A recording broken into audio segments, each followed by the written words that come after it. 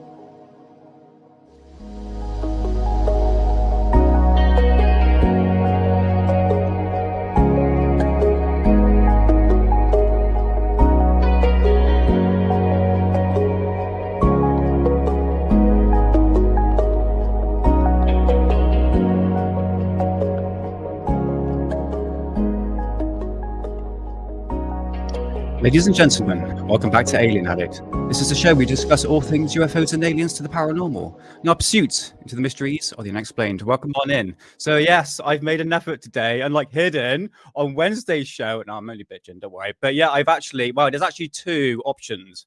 First one was Dracula, my shitty £10 cape that I bought, and the makeup that my missus done. And I actually did make the effort to put false teeth in, which I did, but I was slurring my words. And I couldn't close my jaw, so I took them out. But yeah, I brushed my hair back, so I hope I look a bit like Dracula. At least I made an effort, and it only cost me $9.99. Thanks, Amazon. So yeah, happy Halloween, everyone. Nice to see everyone. Yeah, thanks for being in here. I know everyone's probably like watching movies, but you're here with me. Some 19 people in chat. Yes, let's go through chats. One True Saxon. I think the comment you put up earlier, which. Where is it to? Yes. Fit, but thick. We'll get to it. We've got, okay, it's going to be a spooky live stream. Yes, we've got haunted stuff to show you.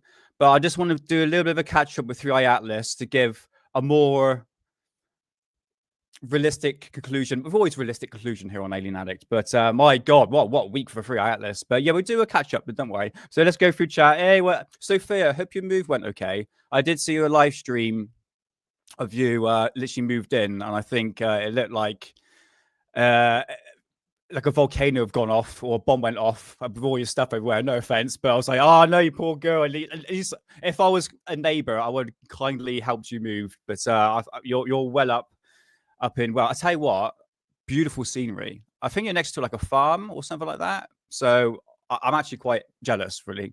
You've got a beautiful landscape view, but I hope you're settling fine. And welcome on in. It's nice to see you. Hey, Ray Clay too. Hope you're doing well, brother. Let's just go through chat. John Strokes, thank you very much, brother. Is it you who keeps on spreading the word on X for my live streams? I think it is you, brother, but I do appreciate it. Thank you. Hey, Benjamin Music Man. Benjamin Man in Music. How's it going, brother? Nice to see you. We will catch up at some point. I will send you a message at some point. I've just been so busy recently, but don't worry, because you're not too far. Up in Taunton, isn't it? So I think there's one more like 1950s event in Christmas somewhere near there. So, but I'll be in touch. But I hope you're doing well, brother. Nice to see you. And Sheep Hop Hop. Hope you had a good holiday as well. And welcome back. Nathan for the Quantum Show. Nice to see you, brother. Happy Friday. Nice to see you. Marcus Fishlock. Yes, I've had a few edibles today. Bit of a change of scenery. Mark Jeffries. Nice to see you, man. Go, what? Hey, and Sadie. There you go. Hope you're doing well. Happy Halloween. And yeah, welcome into the show. Happy Friday. And the Rocket Man himself.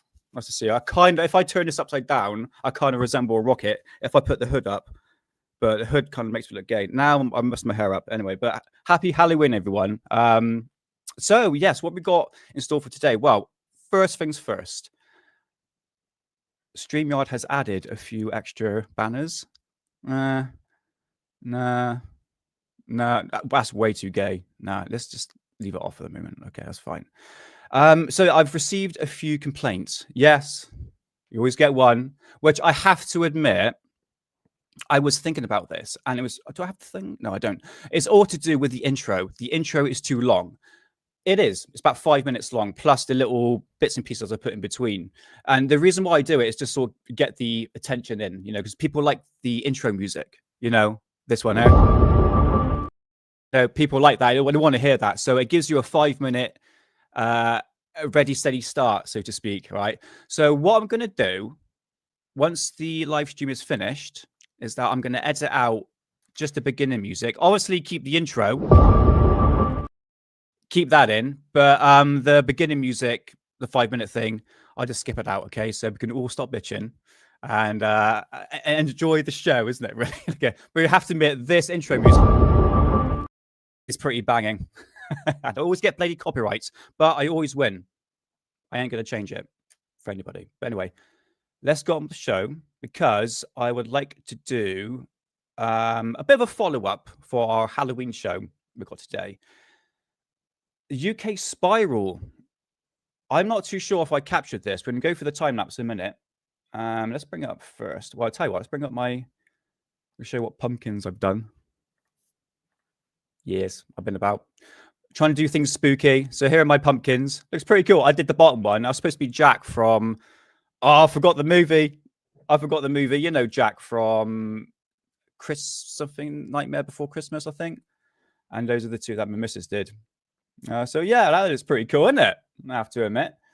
And there we go again. Time lapse. Oh yeah, I tell you what, check this out. Isn't this like, this looks like a human. Wait for it. Wait for it. Now. In it, like head, arms. Let's go back again. It's just odd. Look. I know it's pareidolia, but isn't it cool? Right, anyway, skip that. Oh, yeah, the free Atlas stuff. Don't worry, we'll get to that in a minute. Where is it? Where is it to? Yes, the spiral. So on Wednesday, I go see my nan. She cooks me roast dinner. As for someone that's like 90 years old, she's doing pretty well for herself, I have to admit. And I was on my way back, and as I got home, around about 6:30, I popped onto UFO sightings, UK. God, is that raining? Yeah, it's pissing it down. So yeah, that is the Facebook page that I tend to go on from time to time. A lot of BS, I have to admit. But apparently, above my house in Buckinghamshire, tonight at around 6:15, did anyone else see it and know what it was? Now, everyone would say, oh, that's a rocket disengaging. It's basically the fuel effect giving off that sort of a glowing effect. But to do with a spiral, now I've done the Norway spiral live stream not long ago. And by all means, go check that out. I'm 50-50 to the ones that we're seeing recently. The one that happened in March this year, that was the big, like, blue spiral effect. In fact, I caught the tail end of it on one of my time lapse. But once again, we've seen it on Wednesday. So it was seen in Wales. Sophia, did you see it by any chance? Okay, I knew I had it coming. Hey, Green Tea, nice to see you. Hope you're doing well. And Mark G, welcome into the show, guys. Okay, check that out, mate. Yeah, and please subscribe. Please, you have to. If you subscribe to Alien Addict, you must subscribe to Alien. Oh my God, Nick, Nathan to the Quantum Show. Slow you speaking down. Yes, you must do, because we all need support. All these UFO channels. That's put good work out there, man. Did I say hello to you, Ray? I think I did, didn't I? Welcome on in. Yeah, oh, this is it. Spirited Kenny, nice to see you. Welcome on in. And happy Halloween to all. So yeah, the spiral, did anyone else see it in the sky? It happened for about 20 minutes, but I literally was inside. Yeah, no noise in the sky, anything else to find. I walked out of my house and saw this straight away. I knew it was weird. Noticed my neighbors.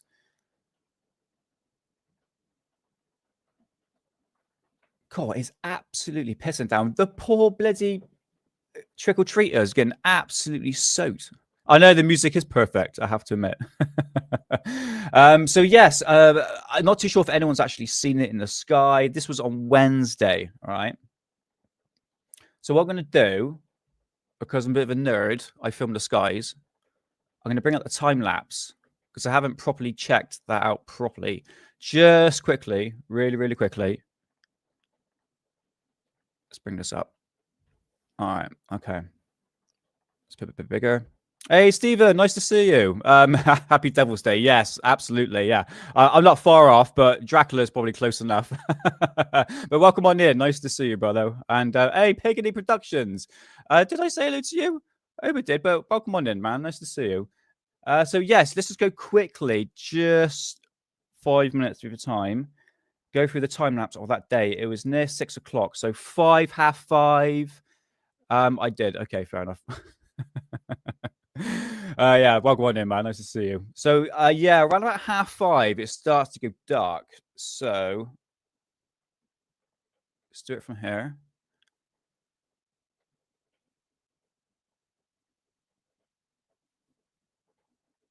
Okay, skip ahead just slightly. So that is where Wales is, where my cursor is. Oh, where'd that go off? Please, thank you. Ah, it's gone thing.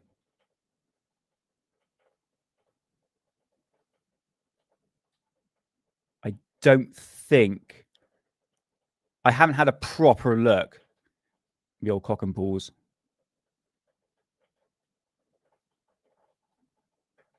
No, I think at this time it might have gone past. There's a shooting star. Do you see that?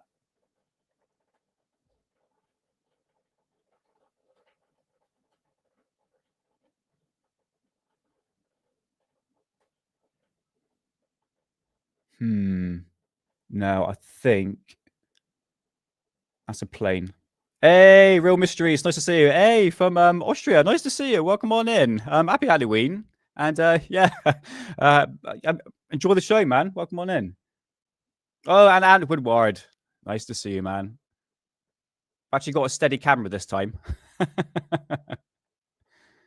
Yeah, we're trying to find this spiral. I don't think it's been way too dark at that point. Okay, fair enough. I don't think I caught it. But anyway, I thought it was a bit odd, I have to admit. And we're obviously talking about... hold on, what am I talking about? Where are we to? How are you sure? So I'm just trying to find a photograph. Ah, there we are. Okay, cool. Yeah, this. I'm really not too sure. I need to do more of an analysis into this to find out whether or not this is a space rocket or SpaceX rocket malfunctioning. I have seen malfunctioning rockets like I've done in the past.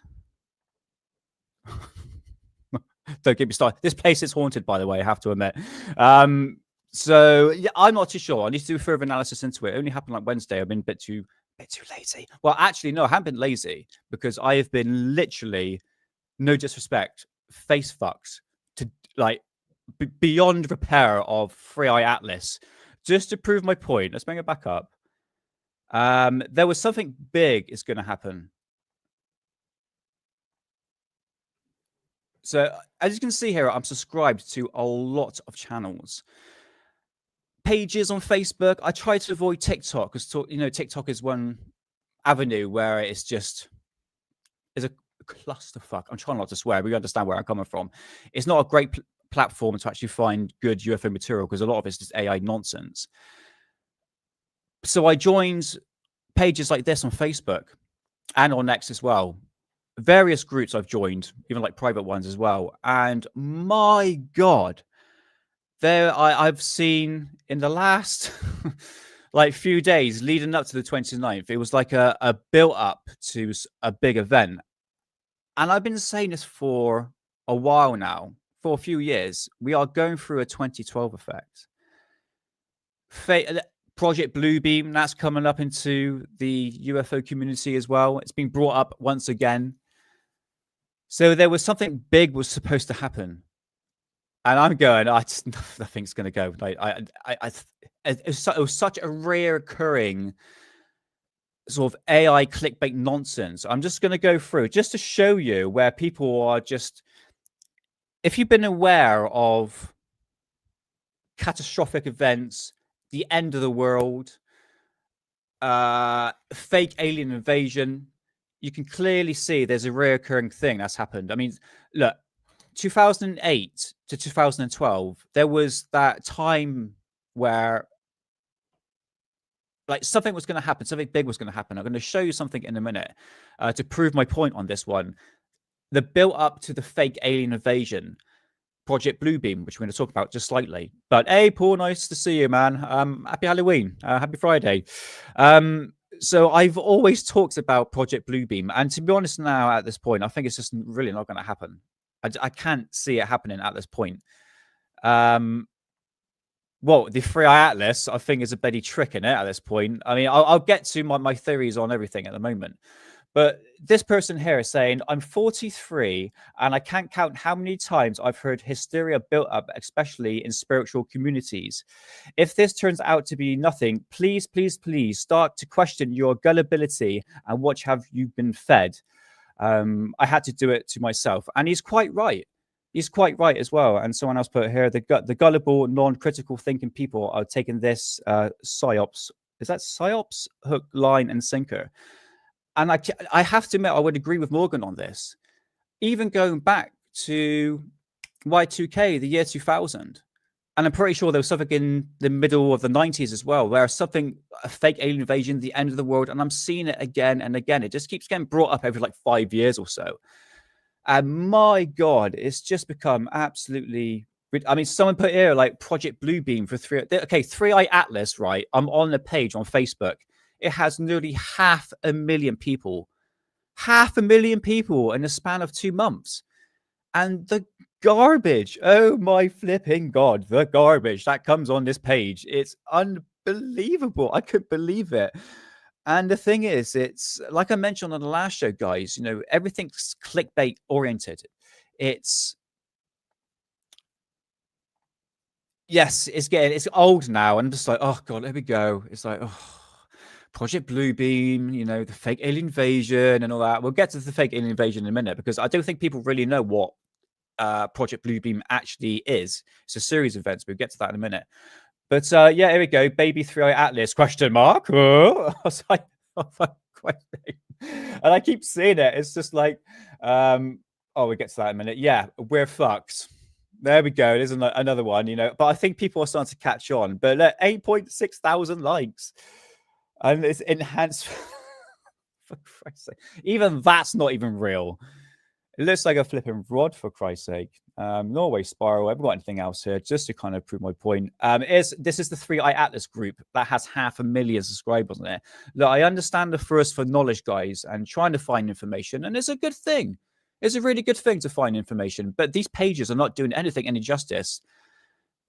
Anyway, I'm leaving this group fed up of seeing fake posts. Yes, I would agree as well.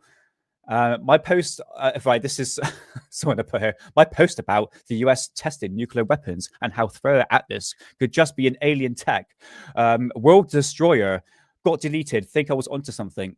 16 likes. No, mate, it's fine. Just you haven't solved anything. Don't worry, brother. You're fine. But just see, it's just like a very, very small handful of information I've been consuming about 3i Atlas. Something big was going to happen. A fake alien invasion, Project Bluebeam.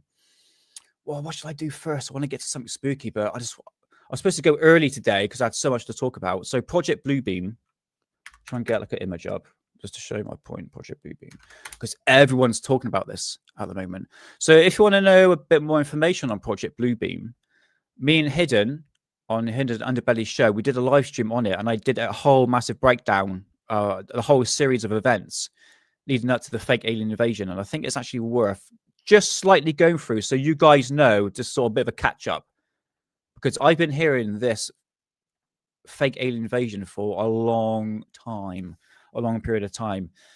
Is that actually on stage? Fantastic. Okay, right. No, go away, Nick. There we go. Right. Okay, so a little bit of catch up to Project Bluebeam. Everyone talks about the fake alien invasion. It's always the fake alien invasion, and it's not. Okay. So, someone would say that what I'm about to say is going to be a psyop, but just hear me out. Right. Project Bluebeam is a series of events that's going to lead up to the fake alien invasion. The story came out, is, if I remember rightly, in 1992 or 1994. This guy right here, Sergei Monos, he was a French journalist, and he wrote a book called Project Bluebeam.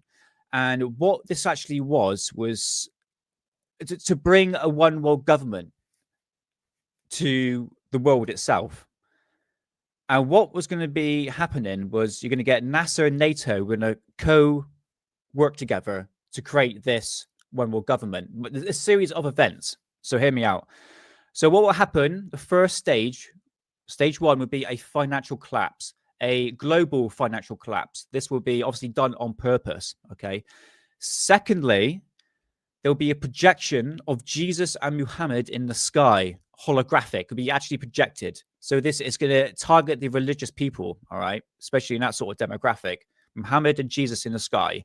Then there'll be a series of natural disasters, but there will be obviously man-made earthquakes, volcanic eruptions. One can say, well, we're sort of seeing that now, amongst other things. And then it will lead up to the fake alien invasion. So obviously Jesus here, and obviously with the fake alien invasion, and that will unite the one world, unite the global powers as a one world government, and that will eventually, that would give the excuse for obviously the fake alien invasions to unite the powers. It's like, look, we needed to do something about this situation. We talk about how would you describe Project Bluebeam? Obviously, everything's going to be holographic. Is it going to be like Independence Day style sort of scenario? There's many different theories behind that. It's all speculative. And I have read through Sergei Monis' book, Project Bluebeam, and I have to admit, it doesn't really go into like specific details. It just says holographic technology will be used by NATO itself. So this is 1992, 1994. Let me just use ChatGPT just to sort of, because I want to give like at least some correct information, because there's a lot of BS on if you rely on ChatGPT. Let's have a little look here. Project Blue Beam. Don't worry, guys, we will get to paranormal stuff. Don't worry. Oh yeah, okay. Sergei Monis, 1994. Okay, that's fine. Yes, mind control was brought up as well, amongst other things as well. So yeah, what I've given you here is just basically a background of what Project Bluebeam actually is. Okay, it's a series of events, and one can argue and say, well, basically we're kind of seeing. I mean, it's linking that to 3i Atlas. This is where my brain's going. Well, hold on a minute, what's going on here? Well, things are not really connecting together, because what I'm about to show you now, I'm going to go all the way back to 2007. Yes, 2007, Milcock. And I got to find the video first of all. So, sorry guys, I will get to chat in a minute.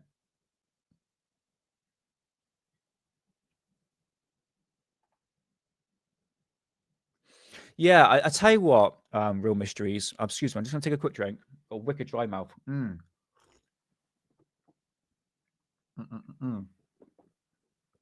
I would have to admit, I would say one thing, that we are seeing more strange things in the sky, more strange events as well. There's other YouTube channels that will show like strange, not specifically UFOs, aliens, and paranormal. It's like the strange stuff around the world, like strange stuff in the sky. It's like where like the weird trumpet noises we hear, like stuff like that. I have to admit, it's getting ramped up. But I remember that back in 2000, leading up to 2012 as well. I remember that.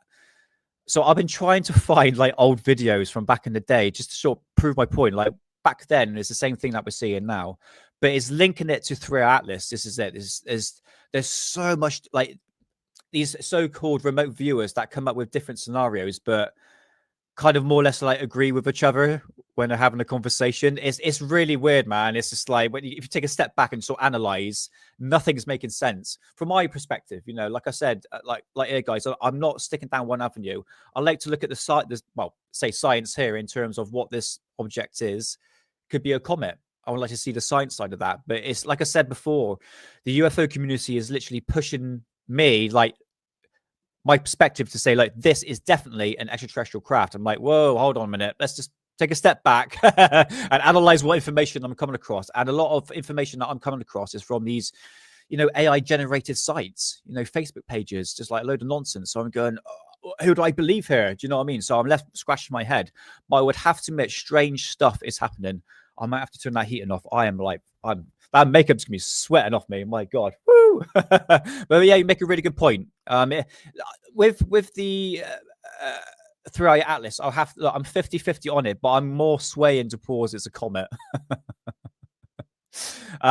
Throughout it will come and go. This is it until the next thing comes along. So, but no, that's a good point, man. Really, really good point. What was I gonna do? Oh, Ian Crane, that was it. I was trying to think. I had a brain fart. But don't worry, guys. We will get to some stuff.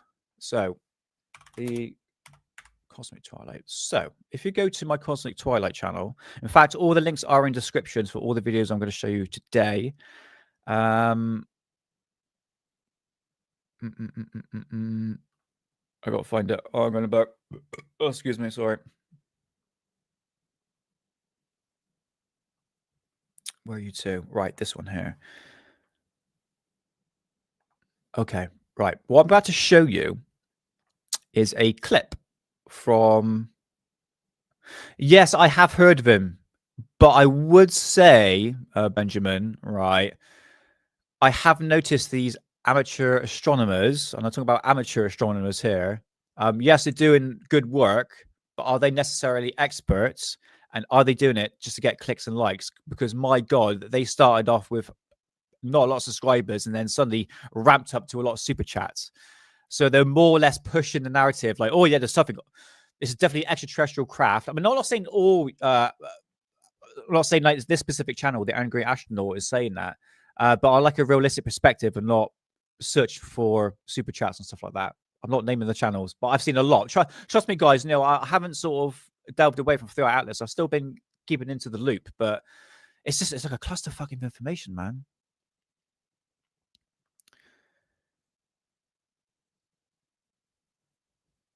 Right, where are you to? Where are you to? Hold on. Oh, get rid of that. I'll go with that, and then go to Fool Me Once. Right, this was back in the day where, and I've got to be careful what I say here because there are. Oh, what am I doing? Because YouTube has really hit home on Alien Addict recently. All right. Oh yeah, could you remember last stream I played Benjamin? You know this. I ran by Flock of Seagulls and Run to You by Brian Adams. Got 2 copyrights. I couldn't believe it. I swear to God, it was like about 7 seconds. Might have been a bit longer, but it just goes to show you, like immediately, bang, like it came up red. It's like you got copyright for this music. It's like I swear to God, it was like within 7 seconds. Really annoying, man. YouTube's just a nightmare at the moment. But I know I ramble. Right, so this is a presentation back in 2007. This woke me up. This guy right here, named Ian R. Crane. Sadly, he is no longer with us. He died back in 2001 when the height of the pandemic happened. He was a massive inspiration for me back in 2007. Actually saw him live in 2009 in Bristol. But this, where he started hitting the circuits, he was an ex-oil field worker that had a bit of an awakening stage during... it was something that happened in Iraq where they set fire to the oil mines and it was blamed on the Iraqis, but in fact it was the Americans that did it. It was like a whole scenario, but he was there and eventually he had a massive wake-up call due to 9/11 and stuff like that, and he started reading books and doing a lot of research and eventually started hitting the lecture scenes. So this was taken at Glastonbury Symposium in 2007, and this is on my Cosmic Twilight channel. I don't know how it's still up. I really don't know, because my God, there's stuff on there that literally I had my like one more strike and my channel's gone. Literally, it's all to do with Ian R. Crane. God bless him. So yes, you could go check that out. For Me Once and Hidden Agenda. But back in the day, could we go back a bit? All right. Right. So what I'm going to show you is a clip, and I'm going to skip the Independence Day trailer because I know I'm going to get copyright for that. Or maybe I could just clip it out. Actually, no, I can clip it out. Sod it. And you got to listen to what he says at the end of the clip.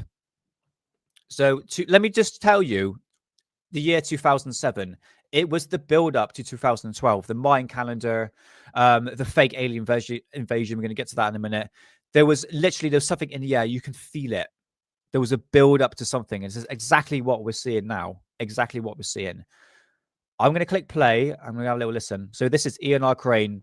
Oh, yeah. It's a shame he's gone because he was a wicked lecturer. You don't find anything like him nowadays. In Devon for the Great Escapist. So if you want to get away from this crap, maybe Devon's a place to start. The Star Wars project. What's coming next here? We've seen 9/11 being used. So this is, it's going to say words I know is going to get this channel. So this was July of 2007. Okay. As an excuse to pursue an agenda to establish effectively a military dictatorship in the US under the guise of the White you know House. him as well. But back in 1988, Reagan made this speech to the UN. Oh, I Mr. William. occasionally think how quickly our differences worldwide would vanish if we were facing an alien threat from outside this world. And yet, I ask you, is not an alien force already among us? He made that speech a number of times through the late 80s. And of course, it was Reagan who initiated the Star Wars project. But this from the paper just a few weeks ago, Space, America's New War Zone. Well, funnily enough, they talk all about that in here. And they talk about the need for America to dominate space and cyberspace. So they're ramping up the need to weaponize space. And here we have Blair challenges Putin. I have to be careful how I say that, because in French that's colloquial for whore. So Blair challenges Putin as missile storms escalate. Well, I'm sure Putin is quaking in his boots. But what it's doing is it's starting to demonize the Russians again. Oh, why really? do we need to demonize the Russians? Well, funnily enough, they've just paid back the last installment to the World Bank of the money that they borrowed after the collapse of the Soviet Empire in 1990. So they've achieved financial independence. So all of a sudden, we need to demonize them. What's coming next? What you're going to see next is a movie clip. I am going to contend to you that this movie clip may well be turned into... Listen. I contend to you that the New World Order, or players within the New World Order, are about to initialize a catastrophic and catalyzing event like a false flag alien invasion. They need... Right, heard it all before. Something mega to get back on track for their agenda. They failed in Iraq. They're not going to be able to go into Iran, so they need to get control. How are they going to pull a stunt like this? They've got bases in 130 countries, military bases in 130 countries. They've got the black technology to be able to pull a stunt like this. It is audacious to the extreme. And of course, it's absurd. It's completely absurd. But so would it be for anybody standing up on a platform a few days, weeks, months, or years before the events of 9/11, claiming that the American government would launch an event where they flew their own planes into the World Trade Center. Okay, so... hey, YY Force, nice to see you, man. Welcome on in. So, as you've heard from Ian R. Crane back in 2007, there was a lead up to a fake alien invasion in 2012, specifically the Ian R. Crane. It's sad, wasn't it? It was COVID. He passed away. I saw him back in 2009, but he's always been there. He's the one that sort of really woke me up. Back on Ledge Media TV back in the day, which used to play this actually, this lecture. So as you can see back then, guys, there was a lead up to something that a fake alien invasion that was going to happen at the London Olympics. Obviously, this was brought on by Ian R. Crane. Obviously, nothing happened. But I after that, I kept on hearing the same material getting regurgitated again and again and again and again. And now we're back to 3i Atlas and the fake alien invasion. And I'm going, where's the connection here? Where is the connection? I'm sort of really scratching my head with this one here, guys. Yeah, it was what did he have? He had prostate cancer. And one thing that's kind of sad, really, this is what I found out a few years later, that Ian only went for alternative treatment. I'm not too sure if this is correct, but I think he actually denied to have the treatment from the NHS. And I think, but by the time he was in hospital, I think it was probably a bit too late.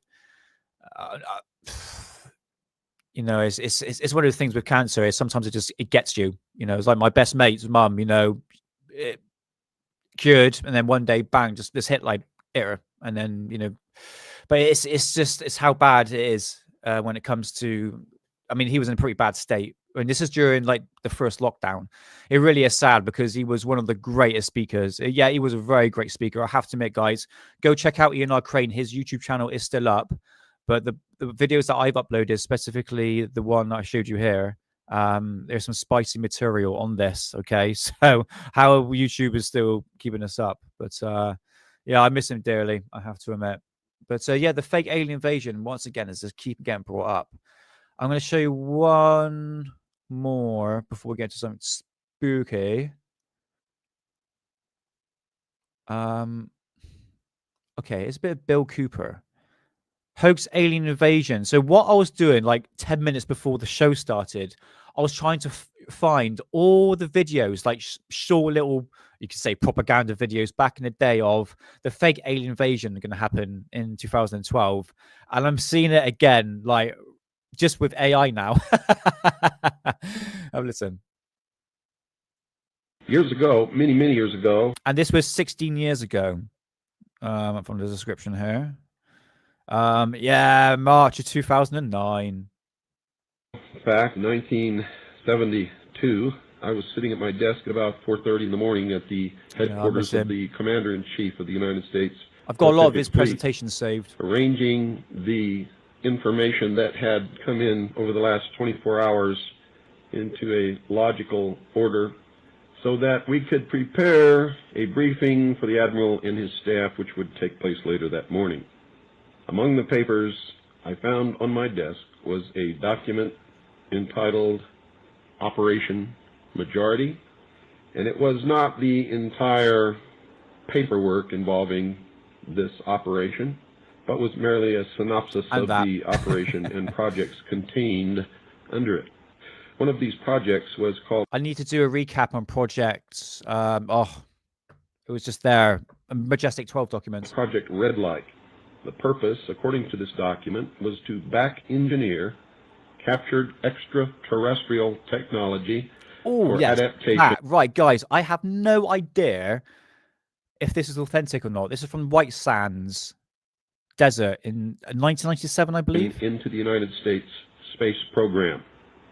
Now, I have since come to believe that the extraterrestrial portion of all of this is nonsense, but that the technology is real. I believe that many of us were shown these documents over the years so that later we would talk about it. I mean, how can you keep the existence of extraterrestrials, if they were real, a secret? And how could anyone keep quiet knowing that they had seen documentation, official government documents labeled top secret, that expressed that these extraterrestrials were real and had visited this Earth? God, look at that. Yes, he was, Sophia. I think they had a bit of a falling out, I think, Ian R. Crane and Richard D. Hall. But if you go to his website, I'm pretty sure you can find it on there. I've got some Edge Media stuff. I know Richard D. Hall had his stuff on there as well. So yes, it certainly was. But yeah, if you do a quick Google, well, you have to search the internet for Ian R. Crane stuff. I'm pretty sure you'll find it. To know just how true all of this was, and I began a program of research to find out if extraterrestrials were real. The first thing I did was collect every bit of documentation that I could find, both from the Freedom of Information Act, from the research of others, from books that had been printed on the subject of UFOs. Oh, no! And, of course, through my network of friends in the intelligence community. You're fucking kidding me, right? What I discovered was amazing.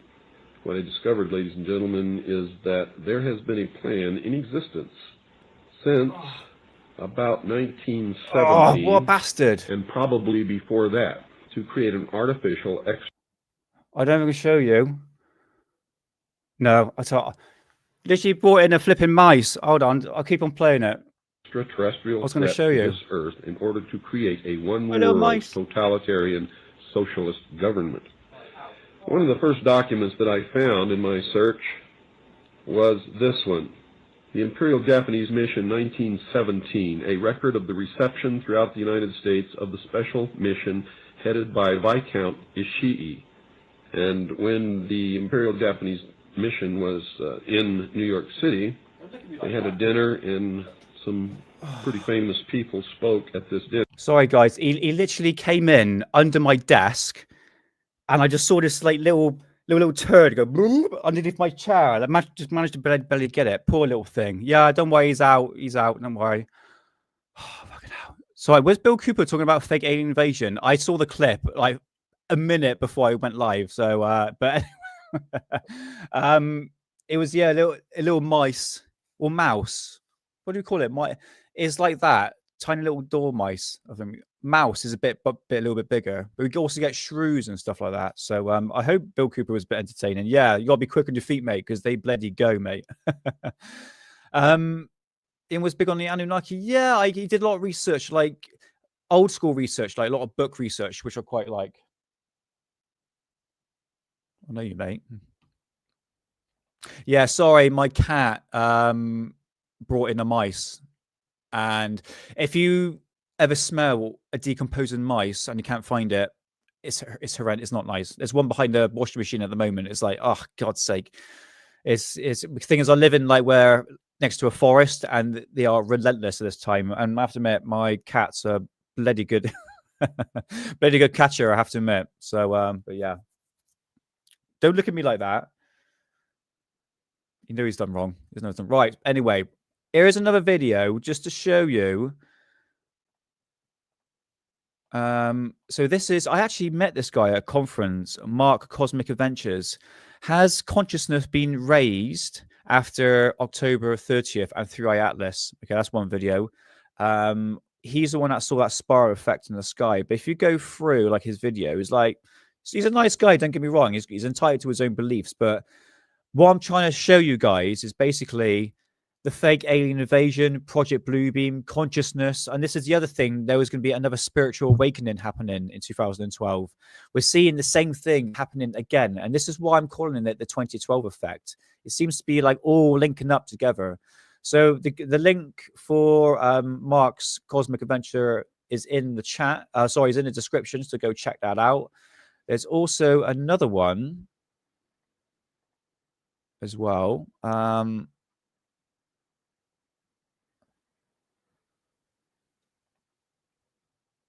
No, let's get to something spooky. It was just to prove my point. And there was another thing. Sorry. There's also like other things as well being brought up. For instance, I've got a list here of the following what's connected to 3i Atlas. Right, ready? So it's the upcoming rapture, a new spiritual age and enlightenment, the changing of our energy field and obviously the solar system. 3i Atlas will activate our third eye pineal glands. I'm not joking. Will become a new superhuman or a new human. New DNA activation. The return of Planet X and Planet Nibiru. I think they're both the same. The fake alien invasion. The time dilation. Increase our psychic energies and powers. Increase enhancements of our 5 senses. And increasing UFO sightings. There is so many things linked up to 3i Atlas, and at the moment I'm going, oh, am I supposed to trust these channels here? You know, are they just doing it for clickbaits? You know, these are like so-called remote viewers, and I'm just going, oh, it's just like, I would rather trust. I know people don't trust scientists, and they don't trust NASA. It's understandable. I understand that. But when it comes to, I mean, I had this conversation with Hidden, and he sent me, I believe, or someone sent me the science side. A scientist literally analyzing 3i Atlas and said, look, this is just a comet. It's something new that we have discovered. It's made of a new different material. It's full of iron. It's traveling in a different direction. He's snooping around again, the bastard. And it's got different anomalies that we've never seen before. It's a new discovery of what a comet can actually do because it's made of a different material. I know now people are saying that it's now changed direction. But again, every single information that comes out by 3i Atlas always links it to, oh, that's strange and definitely extraterrestrial. It's got some intelligence behind it. Why can it not just be a comet? Why are we just jumping to the conclusion that this is an extraterrestrial craft? And this is what it is, an extraterrestrial craft.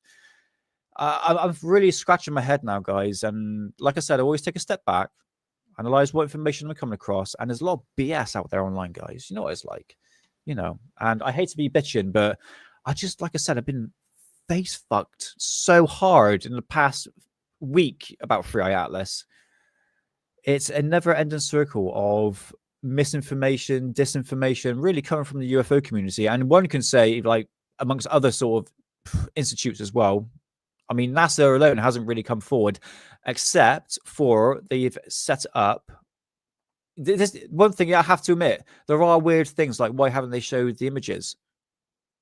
That's one thing I have to admit that is odd. I have to admit. Is space even real? Is the other? Oh God, I'm not even going there.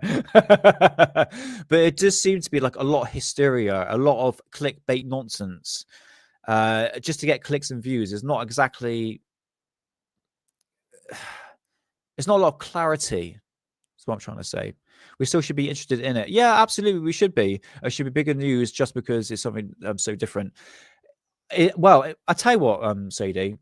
But when I do my little search for, where is it to? I've got it here somewhere. I did save it. Where are you to? Okay. Not that one. Not that one. Or was it maybe that one? Okay, we're bringing that one up. So this is MSN. Bing, I think I use, and it's a news outlet that spreads, pretty much like nonsense and stuff like that. I would have to admit, because the algorithm knows what I'm looking at, and it's like, oh, I know you're looking at 3i Atlas, so I'm going to shove this down your throat. And I would have to admit as well, a lot of UFO news do come up from time to time. But every day I'm seeing 3i Atlas, and I'm going, why are the news pushing Avi Loeb? Saying that, and so Avi Loeb says, engine can't be ruled out. I mean, in one way, yes. I mean, the mainstream media are interested in it. And in here, it's saying here, sorry,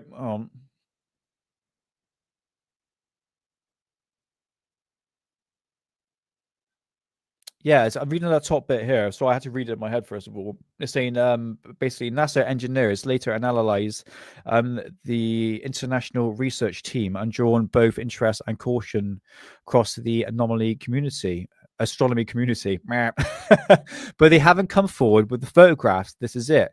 Now it's focusing a lot on Avi Loeb here and what he's saying. So he's the one that's really set fire to this thing. Like, is really ramped up. Anything that Avi Loeb says, the UFO community just jumps on it and just takes the little bits and pieces.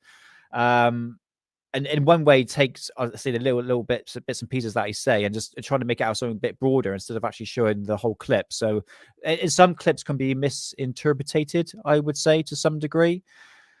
But what guy though?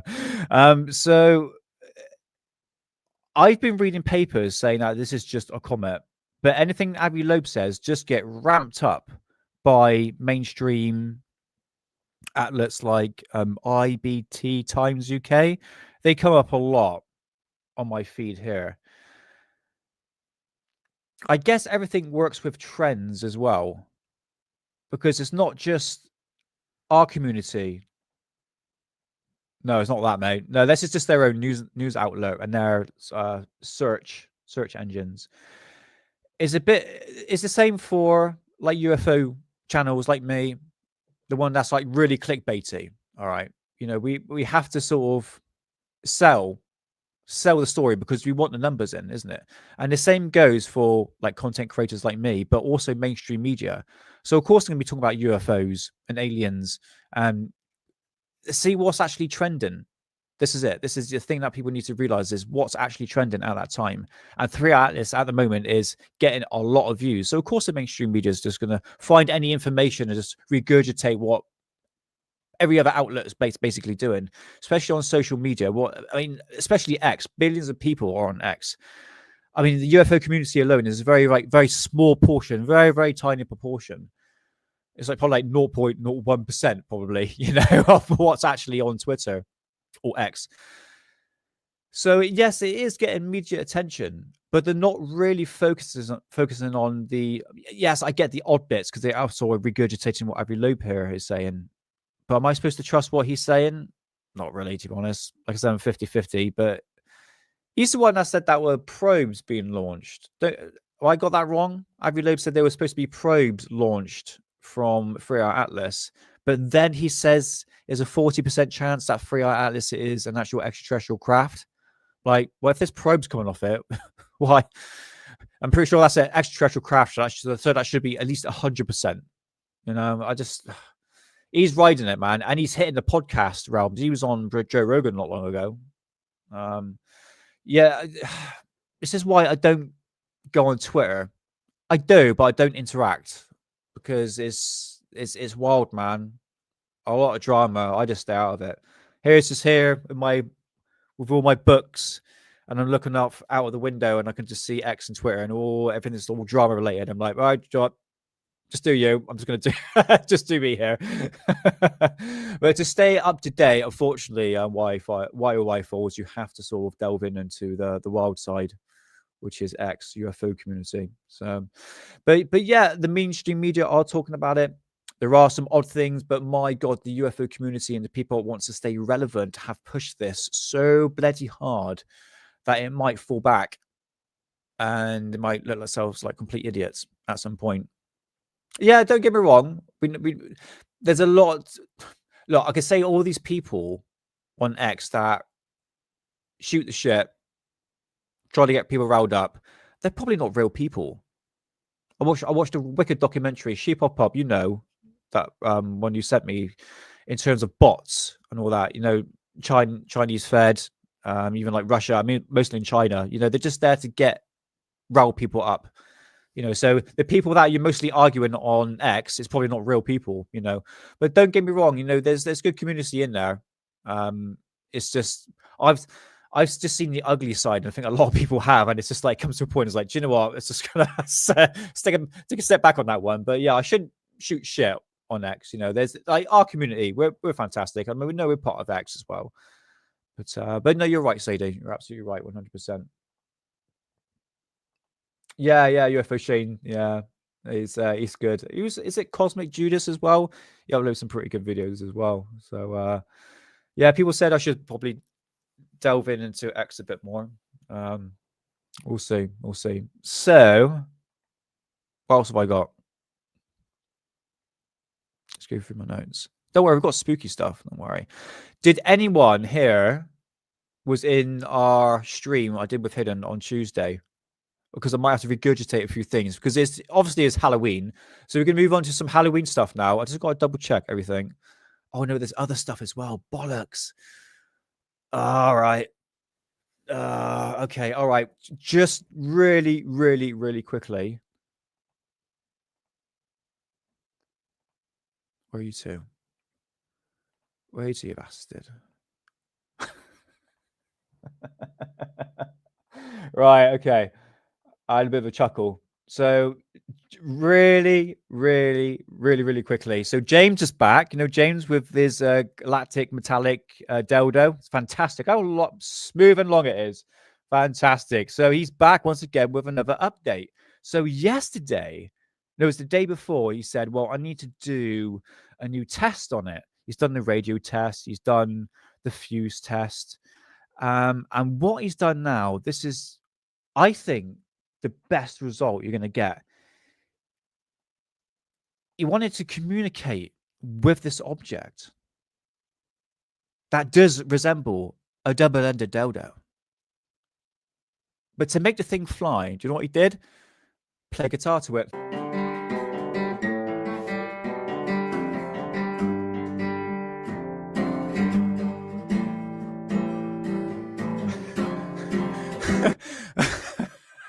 Not very good either. At least he's trying. A for effort, James. So what's happening here? He's playing guitar to it. I think that is Benjamin, man in music. Help me out. Who's this? I'm pretty sure you can play it better. I know that. What's this song called? I'm gonna get copyright, aren't I, for this? Thanks, James. Oh, you've been missing out, brother. Oh, yeah, that's the Blue Oyster. Don't feel the Reaper. So this is literally 23 minutes of. No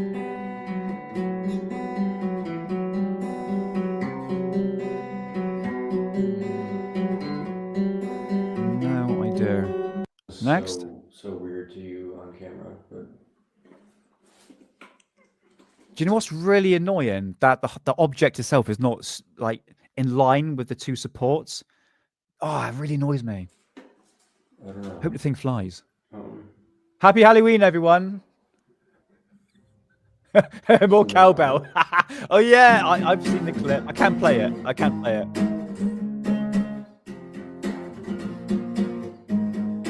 So, right, let me get this straight. So this intergalactic metallic dildo has traveled thousands of miles through our solar system, probably billions of miles, light years, whatever, so to speak, landed in our backyard, well, James's backyard. And now the only way that this object can actually activate is through guitar playing. Do you really think that object really wants to hear that?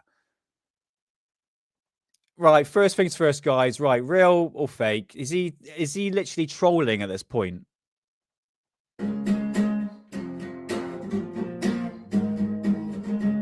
Here's the beat.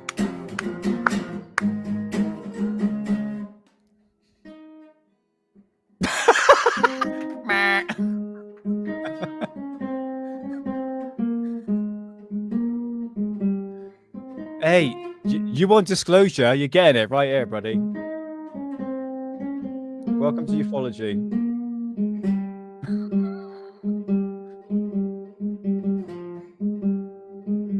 You think it's real? Okay. Rory think it's fake.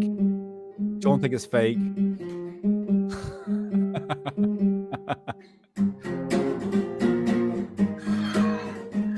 Right, I'm sorry, guys. Yeah, so James did make an attempt. Let's see if it actually did fly.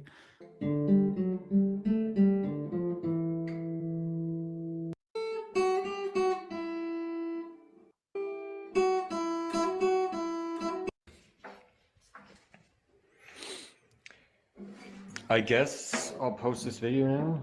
I mean, there's not much else I really think I need to do for testing. That was the big one, is sound frequencies, and now I'm probably getting my testicles boiled right now because of the radiation, so I'm going to... What a really weird thing to say, isn't it? Do you know what I mean? Post this video if anybody can think of any more tests that I can... But why play guitar to the bloody thing? For a test? Oh, Jesus Christ. ...do. Put those in the comments, and I might do that before I go to work tomorrow. Call a flipping scientist. All right, you need to call somebody, James. You know, I think if yeah, sorry, it's I still torture chamber. Sorry, I just got that reference there. Yeah, I think I think we're at this point where it's got a bit out of hand. It's gone a bit silly, isn't it? It's kind of funny actually when you go through the comment section. Because it's you, James, I will give you a thumbs up. A for effort for the guitar playing, but I would say you got no rhythm. I'm just trying to be nice here. God bless him. And happy Halloween, James, if you're watching. No offense. Let's just go through some of the chat now.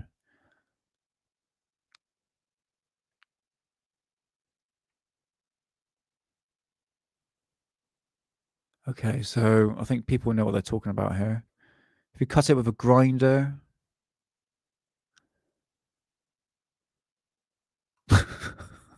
The video I didn't know I needed. Oh dear. I'm just trying to find the funny one. Hold on. Contact Animu-san. Similar to the Boogosphere. Okay, anyway. Try playing Stairway to Heaven. I'm sure they get the thing flying. All right, anyway, if you want to go see James's long dong dildo right here. Look, we've got to take this a bit of fun, guys. Oh, would you interview him? Mate, I'll be smiling all the way through. I tell you what, I will. Go on then. I'll message you then, and we'll try and get him on the show. For you, I will. I will. Don't worry. So yeah, a link in description to go go see James's channel. He does give updates. But why, for heaven's sake, would you play guitar to the object itself? But A for effort, I guess. So, right, moving on to what's we got here? Okay, right, fantastic. Right, let's go on to something a bit spooky. Really, really, really, really quickly. Now I have all the photographs up. I'm just going to show you my photographs that I've taken over the years in terms of ghost and all things paranormal. Okay, what I'm going to bring up here is my own selection of photographs. And trust me, guys, sorry for regurgitating over hidden show, but I think it's just worth showing. My God, shut up, Nick. Let's put it a bit bigger because you need to go see this. Right. So right here is a lady. Could be my mum. Who knows?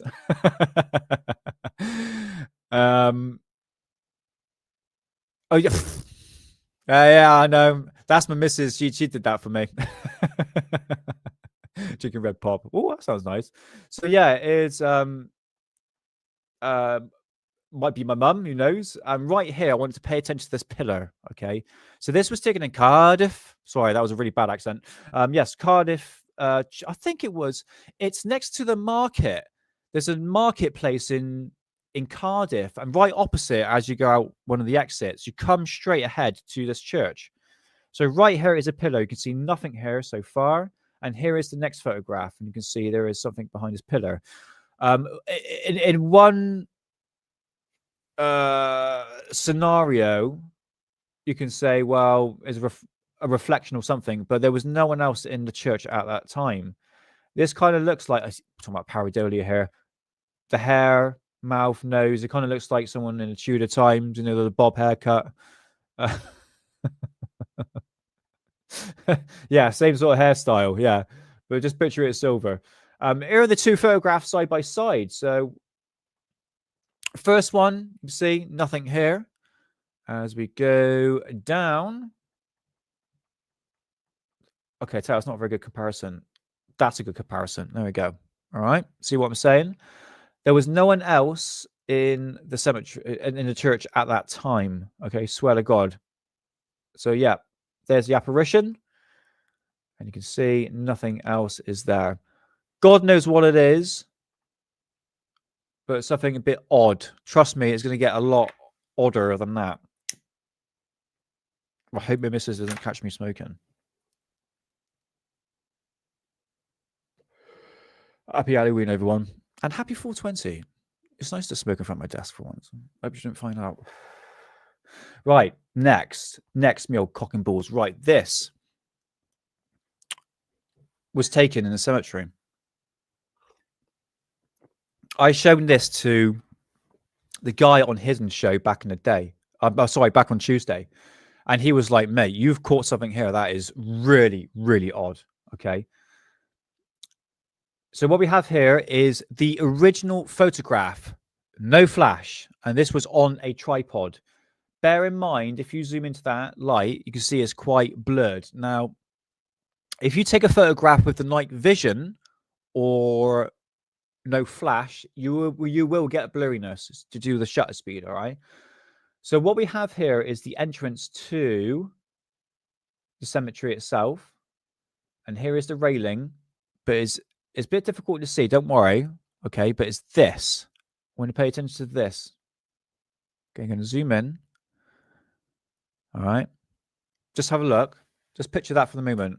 I know you're kind of thinking like pareidolia here. It's like, well, not too sure whether or not it's a cloaked figure. I mean, one could say, I mean, can kind of see, look, it's a hooded figure, eyes, arm, and it looks like a baby's head with an arm, like it's holding a baby or something like that. All right. Okay, so picture that. I'm going to zoom out. Okay. Picture it so you know where it is. Now, here's the lit up version. All right. It's the same photograph, just lit up, brightened up. Now, check that out. I have no idea what this could be. All right. I'm going to show you some comparisons in a minute. So one can say it's a cloaked apparition. So you've got a hood. There's the arm. You've got the eyes. There's a baby's head and an arm. All right. I would say for the time period of the cemetery, it's about, I think, 18th century, maybe. Which I think they were. Yeah, I think they were wearing like hoods back in the day. I'm not sure. Two figures of doing drug dealing. I swear to God, there is no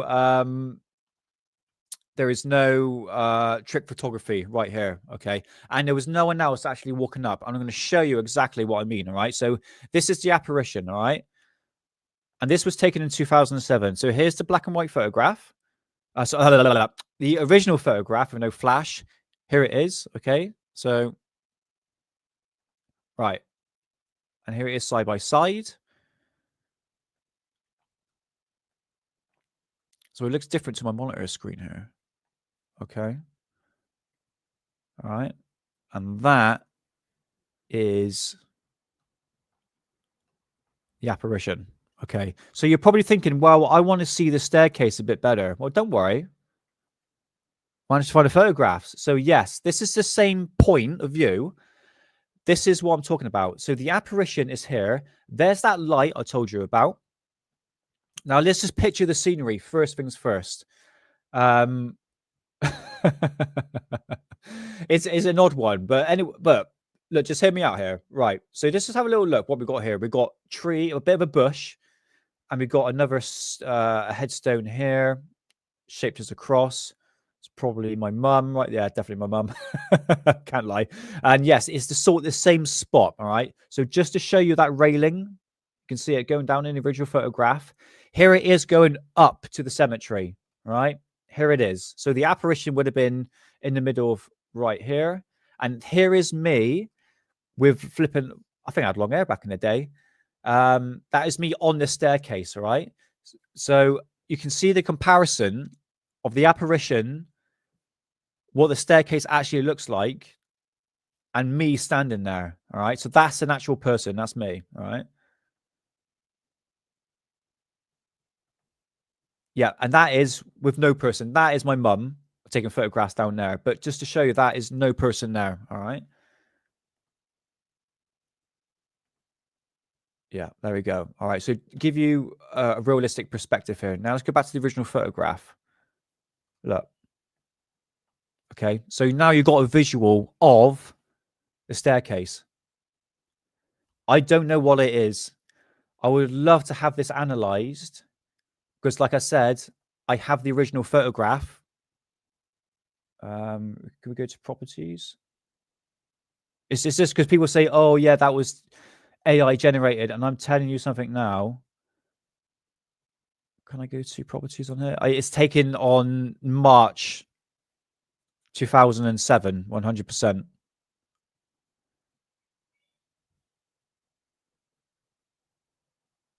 Did I miss anyone in chat? Oh. So I'm just going through chat, guys. So I've been ignoring chat. Sorry, guys. Did I miss anyone there?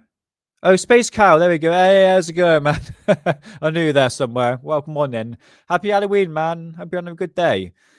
So yeah, there we go, guys. Is that a JPEG? Yes. Hold on. Show more options. Properties. Right. So this was taken on the 9th of September 2009 at nearly 9:15 in the evening. Yeah, I think yes, it's a JPEG file. So yeah, we'll see with this one. But once again, no flipping idea what this could be. It's an apparition. It's got to be. For a person, I tell you what, sod it. It's got me on the urge now to do. Yeah, that's fine, man. What I want to do, basically, I mean that I put that through. Is it Abbott's screenshot? Or this is back years ago, Sophia. is that someone to take that and make it not grainy like that and make it more smoother. Because it's a decent photograph. I wouldn't say is that, if you judge by the light, yeah, it's kind of a bit blurry. Yeah.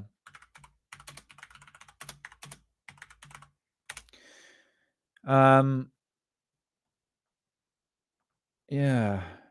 Strange one. I have absolutely no idea. I just thought it was interesting to show you. So that is what I've, apparition-wise, of what I've caught. I've also caught some orbs. And I know orbs are a bit of a stigma. I know that.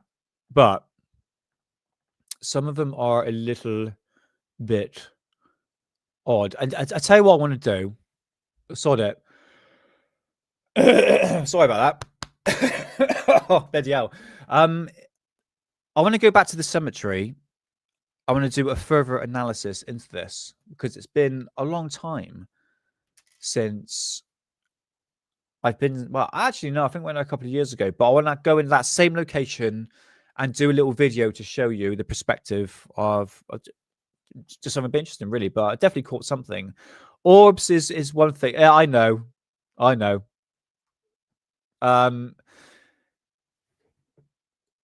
It's the same with ghost hunting.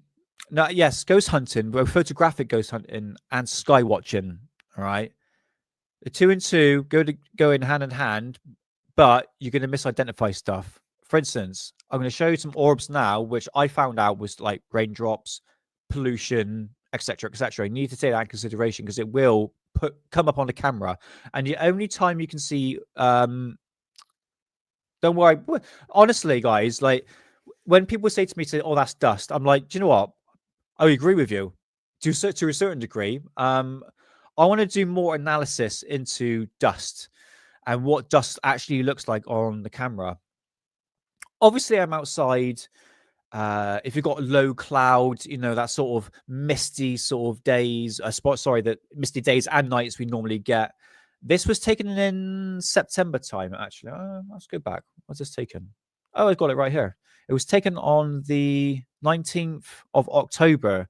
So, yeah, it might have been a bit misty. I was still new. So, yeah, it's 19th of October, 2007. So, yes, I was very newbie to ghost hunting.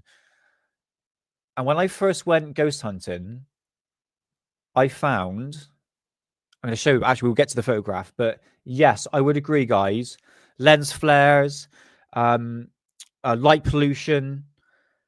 Also, you got obviously pollution on the atmosphere as well, whether or not there's actually low cloud, amongst some other things, even like pollen as well. And you can only see these orbs once you take a flash. So yes, I would agree to a certain degree.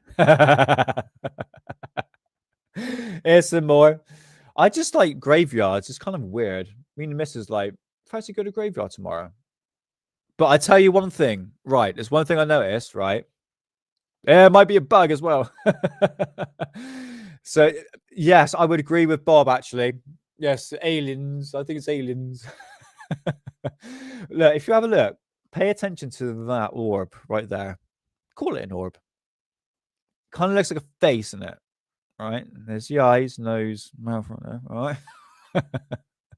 But the rest kind of also looks different, but you need to understand that the dust, the pollution, whatever is in the atmosphere at the time, the perspective of the flash going off and how far away the dust is from the actual camera lens.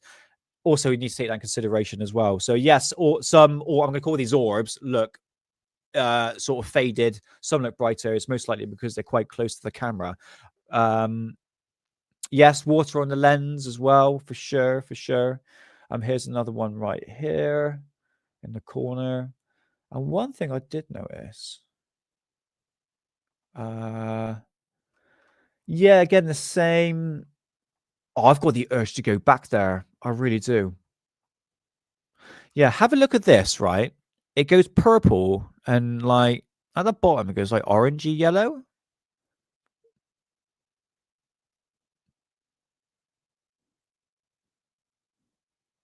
Yeah. Hey, Jay Hardesty, nice to see you, man. How's it going? Happy Halloween and happy Friday. Hope you're doing well, brother. Hope you're doing well. So yeah, we're just going through like my orb photographs I've taken back in the day. Yeah, it's just I haven't done a lot of look. For instance, that orb kind of looked like right. Pay attention to that orb there. See the eyes and the mouth. Don't judge. Wait for it. Wait for it. Right. See that? Visualize. It's the same orb as that.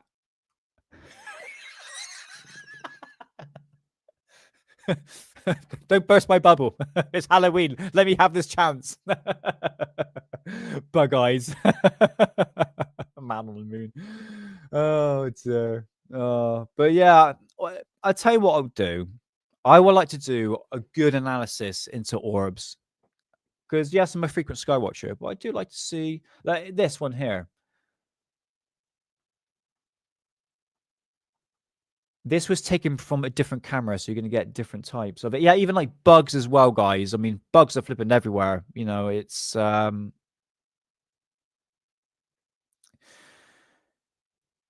suppose once the flash goes off, you might be able to see something. There we go. Some more spiritual entities right there. Part for our Atlas. Just going to throw that one in there. Happy Halloween. I think there was one there behind a grave. So yeah, they're all different colors, different textures. But I was smoking weed back in the day. Yeah, this is odd. Look, same face sort of structure, isn't it? It's kind of weird. I tell you what, I'm going to go back to that cemetery, and I actually have the same camera, so we can do a proper comparison. So yeah, I'll make a date of that. And yeah, this as well. So what I'm going to get to now is that the fact that if you're going to take a picture outside and it so happens to be raining, you're going to get an orb like this, and sometimes shooting up as well. All right. But this was taken back of somewhere. But yeah, look at that. Just a flying orb. Bear in mind, bang on where that light source there. So yeah, lens flare. What camera did I take this on? Actually, I tell you what, I've got the thing here, haven't I? What camera did I take that with? Hello, darling. No more mice, please. Come on, then. Come say hello. Oh, he's gonna stick his ass in my face now. Right. Let's have a look.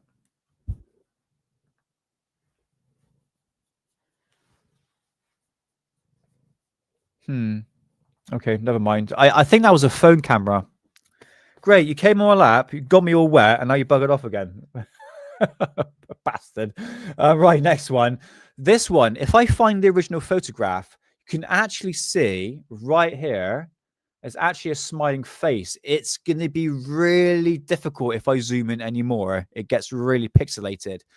I'm going to go through my old hard drive and catch up next week to find this original photograph, because it looks like, I know it's pareidolia. Look, you got the hair, the eyes, nose, and the mouth, kind of like a smiling, like Hidden does. Because that orb literally just smoked a J.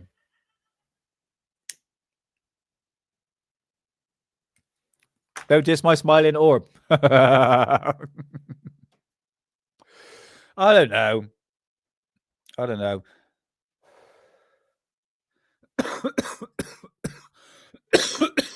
Oh shit. Sorry.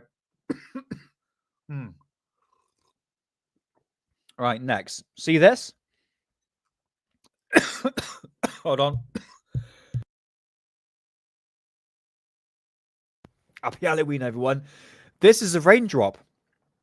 So if you go outside and it's raining and you use a flash, guarantee you're going to get this. All right. Well, one would say, oh, actually, but Nick, it's actually going up instead of down. For sure. I'm going to show you something in a minute. Have a look at the orb or raindrop, purple and yellow. Keep seeing it over and over. Yes. To the left, to the left. So yeah, that is an actual raindrop. You can actually see a couple of more over here. One small one right there. And one right there. Right. Just to show you right here. Look at that. hold on, just take chat out a minute. Right, check that out right there. Okay. So you got the two graves, we got the cross, and you got this. So you can say head, like the body, but it's actually going over the grave itself. Also, to bear in mind, the background is out of focus. So yeah, you can see here it's not that in focus. So I actually went back there. Oh, do I have it? Oh no. Oh, I don't have it. Hold on, guys, 2 seconds. Because I actually went back there to actually see whether or not that was an apparition. And it actually turned out to be a headstone. But because the camera was out of focus when I took the photo. Oh, where is it? No, I don't think I have it. Halloween show? Is that it? No. Sorry, guys. I just want to show you the photograph.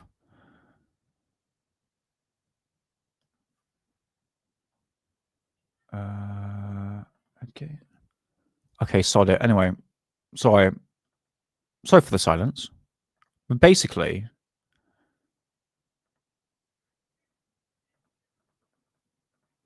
no photograph. Okay, no, never mind. But basically, that old photograph that I showed you with the headstone, basically with the ghost going over that coffin, basically it turned out to be a headstone. So, but it's given the impression that there's an actual manifestation there, when actually it turned out it's just the camera was out of focus. But there's a learning curve. There's a learning curve. But I'll tell you what I'd like to do. I want to go back to that cemetery again, a day when it's not actually raining, like it has been recently. And I want to do a good investigation there to find out orbs and this apparition. Bear in mind, I've been there many, many times and haven't caught anything. I think it was just one of those fluke things. You know, it's just right place, right time. And I think this is exactly what happened in my scenario. But there's something there on that staircase. I have to admit, not going to lie, definitely not going to lie. So what I want to do now is to show you what should I do? Ukraine. If you want to see a really good ghost hunting program, and I don't think a lot of people know about this, and if so happens my stream tends to go down, don't worry, I'll be back up.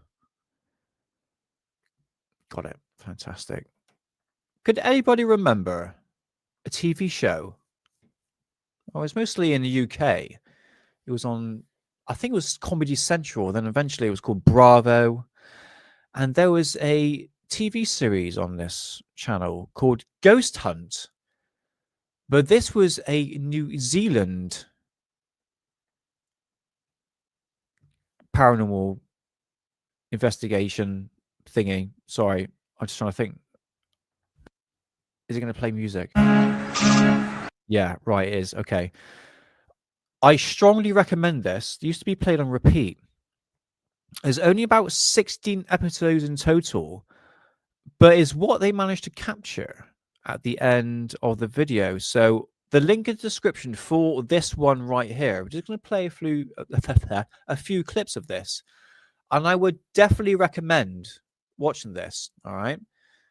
Guys, have you heard of this before? New to you, Space Cow. Okay. Definitely recommend it. All right. So this is called Ghost Hunt, but if you put Ghost Hunt New Zealand, you can see it on YouTube.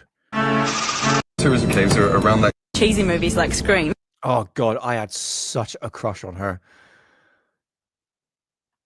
So yeah, what we have here, that's a random thing to say. I'm playing Dracula today, I'm in character. So yeah, what we've got here, it's only a team of 3 people, and they basically set the whole place up in cameras, within EMF meter goes off, they go investigate it. So they're all set off on their own, basically. But it's what they managed to capture at the end, I always find quite interesting. Why we're here. It's photographs such as these from guests that have stayed in the hotel. Now, the first one, as you can see in the top right-hand corner, there's kind of a mist, which is what we call ectoplasm. And the strange thing about this photograph is not so much the mist, but the fact that the people in the photograph are actually pointing at it. But it's kind of in the middle of nowhere, though, isn't it? Yeah, New Zealand. It is. The fact that he's pointing it to it as well. Exactly right. It raises a lot of questions. Now, the other photograph was also taken by a guest in the hotel. And it's basically walking down a corridor, but there's plenty of movement in the photograph. It kind of makes it look like the walls are actually melting.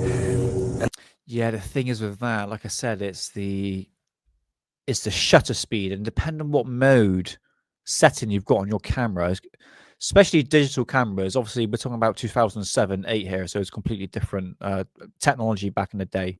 I don't think they're actually, well, I'll say that, not using phone cameras, they're actually using digital cameras here. So I guess in one way, sort of dealing with pareidolia here.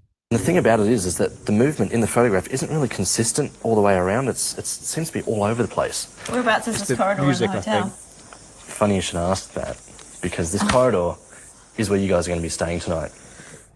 Yeah, honestly, what I'm about to show you, there's a couple of I'm going to show you a couple of episodes, just the end, I don't know, bits and pieces of it, because it's really interesting what they managed to capture, I have to admit. And honestly, I've seen ghost, paranormal investigations like Most Haunted, Taps back in the day, where it's just there for like clickbaits and, drama and all that. But these people, these guys here, I thoroughly enjoy this as an investigation and what they managed to capture. Definitely recommend it. Like I didn't want to say this to the other. Let's skip ahead. So they're in investigations and they got their head cams here. No, I can just see your torch. Oh. And they would be on their own, literally, with a camera. You can actually see their heads as well as they're going around. None of that Most Haunted shit.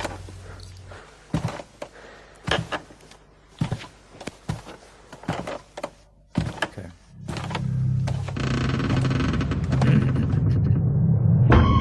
Shit. That was the door closing behind me.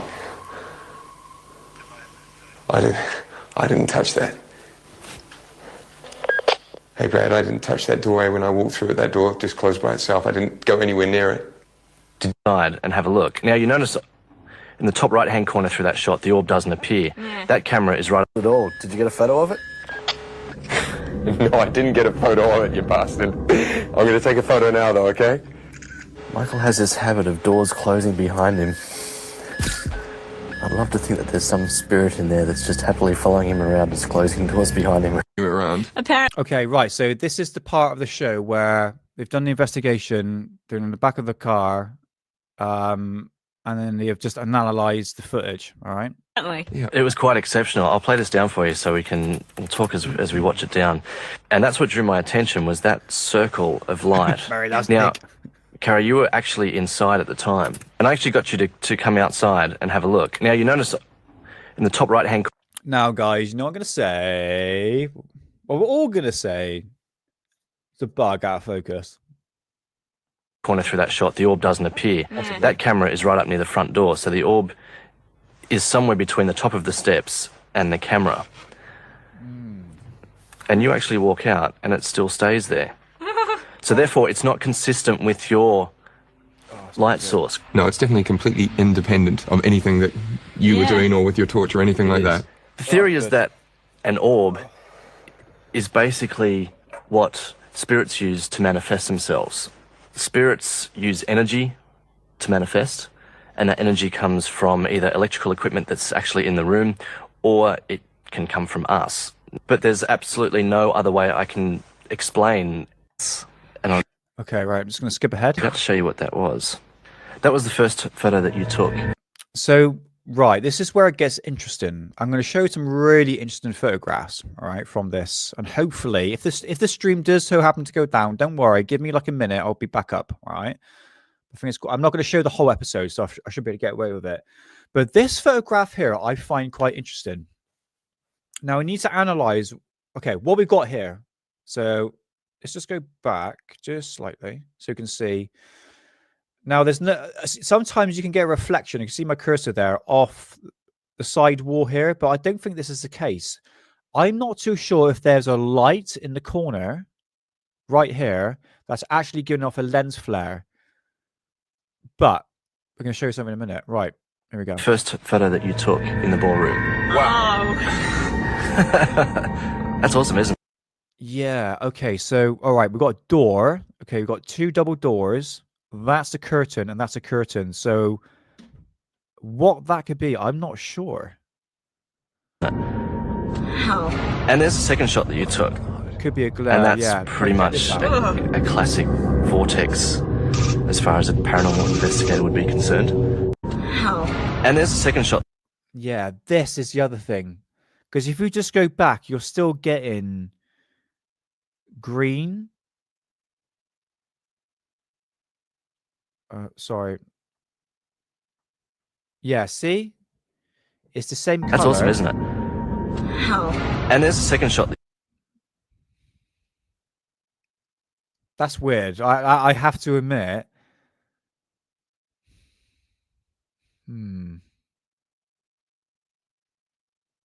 Sorry for the silence. I'm just trying to think what anomalies from the flash would actually pick that up in the camera. Where there's no real visible light source anywhere near here. Guys, what's your opinion on this? Yeah, probably. It's the same color. It is. Exit sign. But how's that an exit sign? Do you see what I mean?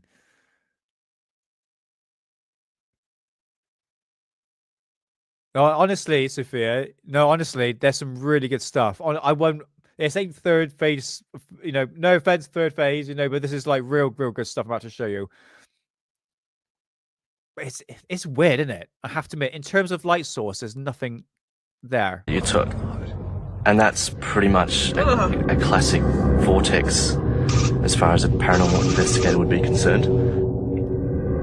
Oh, man. I just have to say I'm really happy that it wasn't just my imagination. Like, it's so nice to have that evidence right there. And it's kind of the same height, if you like, of a small boy. When you talked about Danail all night. And, you know, this is quite possibly him in the ballroom. And maybe he was outside as well. Just following me around. And Michael, do you remember when you were wandering through and you said you felt creepy that something had happened there? Do you remember that? And you actually took a photo at the time. Right. Okay. And there it is. What is that? The bizarre thing about this is that in most of the panels in this door, because it's just glass, you're looking straight outside. So you can actually see the railing behind it in those bottom 2 panels. Yep. And in the top panels on the right-hand side, you're looking out just into the black of night. But why doesn't that happen on the... Yeah, the thing is with Vortex, there's different characteristics of Vortex. I'll Google it in a minute. I'm just interested to see, because I think there's different forms, like different structures and lights and stuff like that. But Vortex, I think, is either white in the spiral motion. We'll get to that. I think a bit of pareidolia. left-hand side. Because that place was definitely the creepiest of all the energy when I was in that place, in the upstairs anyway. Don't judge. That guy's pretty handsome as well. Okay, not going to deny. But they're both pretty, and she's pretty cute, I have to admit. I was a teenager, for Christ's sake. You know, back then, you know, but I did have a bit of a crush on her. It's one reason why I would watch this program. You talked about suicides.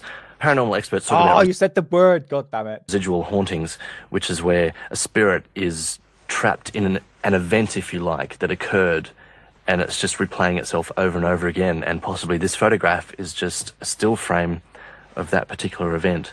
I don't know. Kind of looks like Dracula. Like me. I'm playing character tonight, so I could say things like really rude things, and next week I'll be like, that was Dracula, that wasn't me. Right, I think that is pretty much it for that one there. But I have to admit, guys, let's just bring up another one. All right, let's bring up another one. This is in the link in description. That's a nice way of putting it, Edward Bard. Yes.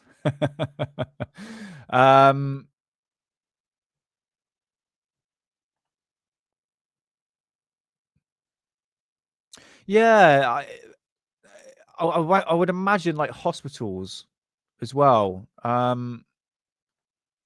think they had one here that was in a hostel. Hold on, let's have a little look.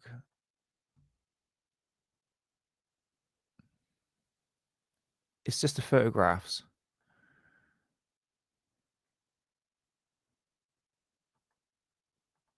Go on then. Took underneath the floorboards, which is really, you know, there's nothing much.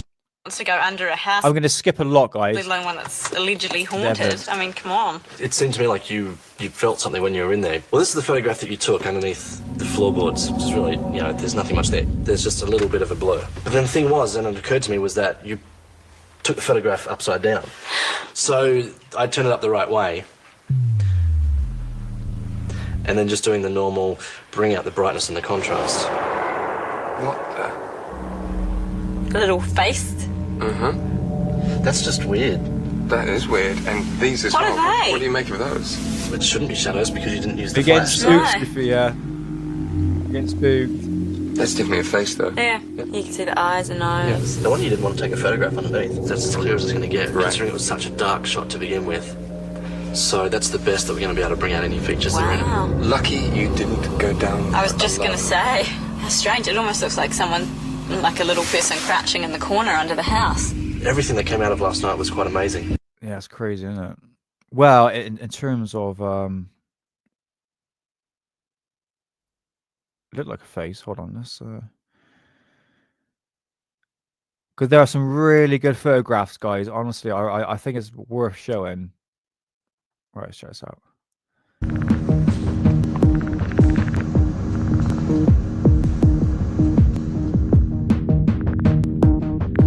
Good morning, team. Good morning. How you both feeling, all right? Yeah, not too bad, actually. Yep. Considering you both had some weird experiences in there last night, you were shocking. You just got lost. You didn't want to go on the lift. Well, it kept going up and down. I seriously didn't know what was going on. But we got some really interesting stuff. And Michael, I will start with you. I'm going to show you some of the photos that you took. That's taken from the stage, looking out over the orchestra pit. It brightened up the photo a little bit. And it's got a lot of orbs in it. There's a few. Yeah. And the Right, the thing is with that, as I adjust my cape, yeah, theatres are notoriously known for being old and also very dusty as well. Got to take that into consideration. photos that you took when you were up on the balcony.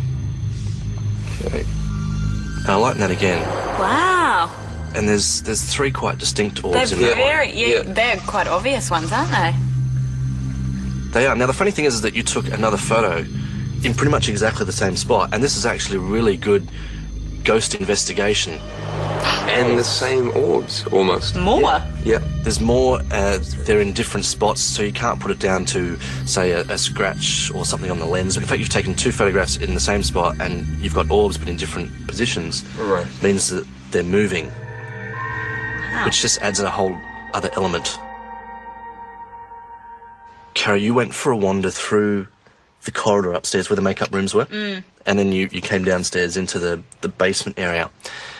And this was something that I saw as you were going through, and we're looking at the bottom left-hand corner.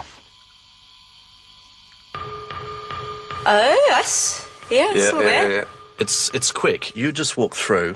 You're having a bit of a problem with the lift as you were. We get this orb floating all the way through down the corridor. Yeah, but you can see movement. It's almost like it's going through the doors up the corridor. It is. And it's really lovely, I'd just gone through there, is that right? Yeah. You didn't see it following me around the rest of the place, did you? No, it just came through this one shot. But yeah, that's quite bizarre, because I can't put that down to any other phenomena reflected off something. Someone was following up the stairs behind me? No, I'm not lying. It was... Something spooked you up there, and you were up in the area of eerie, and that's the photo that you took when you were up there. It just looks like a flash to me. It's like, you know, reflected off something. And this one, because you've used the flash and there's a big flare there and a glare, I actually reduced the brightness and the contrast to see what it was. Came out looking like that. Holy hell! That's like a floaty I just find it a really odd. Look, color it looks cool, doesn't it? I have to admit. But the thing is, the camera is all very blurry, so it doesn't really help with the authenticity of this. And bear in mind, I think there were actually ropes hanging down, so that could play into consideration. Also, it's shining right directly into a light source, so that don't help. So everything about the whole situation of this photograph does not help the case for paranormal activity. But pareidolia for sure. So sharp. Phenomena. Yeah. That would be an apparition, nearly. That's so strange. It's like a slim sort of, well, ballet dancer. Yeah. Do you think it's... All right, Sophia, I'll speak to you soon. All right, and yeah, have a good weekend, and hope you settle down now with also with you moving everything, and hope we get back to skywatching as well. So have a good one, and happy 420. I hope to speak to you soon. Oh God, I'm screwing my words up. Eerie up there? Well, that's his little place. It is. And I can't work out what else it is. It's really bizarre. Right. That's not the one I want to show you. There's one, I think it was this one, maybe. Just going to go for it just... Well, this is it. Yeah. There we go. Or is it? Okay. Cool. Let's do that. Just one This more, photo here, guys. Carolyn, it's not anything to do with paranormal activity. It's just one of those tricks of the Happy eye. Halloween. But it's very cool to Good to talk see you, about Sophia. because this is the last photo that was ever taken of William Larnach. And that picture is what you see when you first walk into the ballroom because it's right up the other end. And that's around about the size that you would see it too. From a distance, when it's this small, it looks like a skull. It doesn't. It Yeah. really looks like a skull. But it's so bizarre that the last shot ever taken of him from a distance looks like a skull. And this is the picture that freaks out most of the staff at Larnach Castle. They just don't like going into the ballroom. Speaking One of screams apparition. and being scared, Michael. Wait for it. Not me. Definitely was you. Remember you went into a room and I didn't know where you were? Yes. Study room, I think. Now this is you actually sitting at his table. I just wanted to say, I mean, this was very much his room, I guess. It felt very masculine, and I wanted to sit down at his desk and see if I could sort of summon up something or feel what it would be like to sit in his room. And... Fuck. Okay, Language. I'm okay. That's a technical term. Just got a real shiver over my spine and a brush of cold air just coming through on me right now, basically. It was amazing. As I was in there, it wasn't like it was just coming from behind me. It was whirling all around me. Front, back, side. It was like a gust of wind just whooshing around me, like a cold energy everywhere. I think I spin around and I've got my torch and I'm kind of trying to see if I can see anything, but I can't. But it was literally like whirling around me while I was in there. You got to walk off to take some photographs. You actually ended up taking a photo here of the doorway. And I'm going to show you the photo that you ended up taking, which is Right, check this out. quite exceptional. Last photograph. It's quite exceptional. It's like a... Person? And I'd say that to me is like an apparition, but not a full figure. But Looks like a full definitely figure. But you know what I mean? Not a solid form. Yeah. An apparition of And something. you can almost see a hat, Yep. if you like. Someone in an overcoat hunched over in the doorway. And this is, when I'm standing further back in the room and I was facing out towards the You were doorway, facing the doorway. after I just summoned him. Yep. So basically what I did was just change the colour and the balance and the contrast just so I could see what was around it, which made it sort of come out a little bit clearer like that.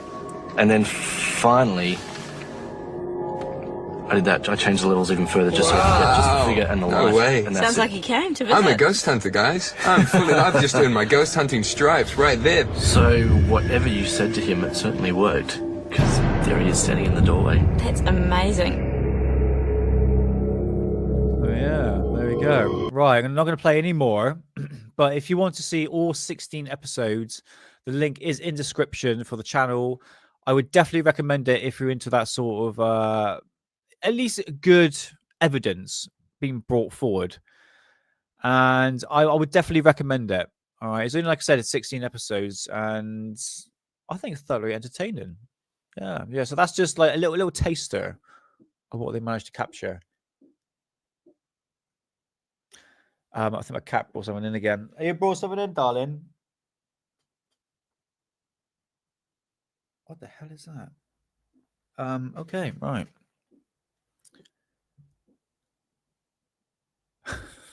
I can hear noises. I think it's my cat. Hold on. Yeah, he's all right. He's fine. Right, because he brought in a mice earlier. So let's bring up X. No, he brought in something. Hold on. Tell you what, just quickly watch this. And we'll get to X. I've got a bit to talk about. Here we go. So yes, world's scariest ghosts. Remember this? You are about to meet believe that they've captured real ghosts on tape. Some of these images are strange, some are disturbing, others are shocking, but none can be authenticated. Are they real? You decide.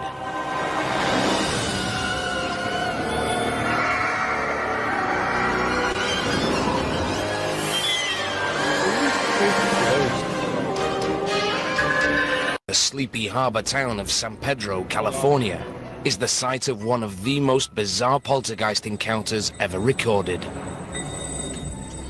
A woman, who we'll call Jackie, and her 2 infant children have been living with what she believes is an evil presence. Then one day, her fears become reality. As cameraman Barry Conrad shoots this video, a strange red liquid of unknown origin begins oozing from the house. It was coming out of everywhere. It was just dripping out of the walls. Everyone just left except us. Things are starting to drip out of the cabinets. Nobody believes this, but it's happening. There it is. There it is, right there. It's dripping. A few days later, life in Jackie's home becomes even more chaotic. Things just started happening around the house. Objects were being thrown, the kids' toys thrown around, you hear noises. Finally, Jackie can take no more. She leaves Barry Conrad this frantic message. I'm not staying here, Barry. I'm out of here. I gotta get out of here. I can't stay here. Barry and his team rush to the scene. Jeff Wheatcraft and a photographer, Gary Bohm, spend several months investigating the mysterious sounds coming from the attic. It's a decision they will soon live to regret. I feel a little queasy about going up there, but then I guess I'll go up. If I got a partner, why?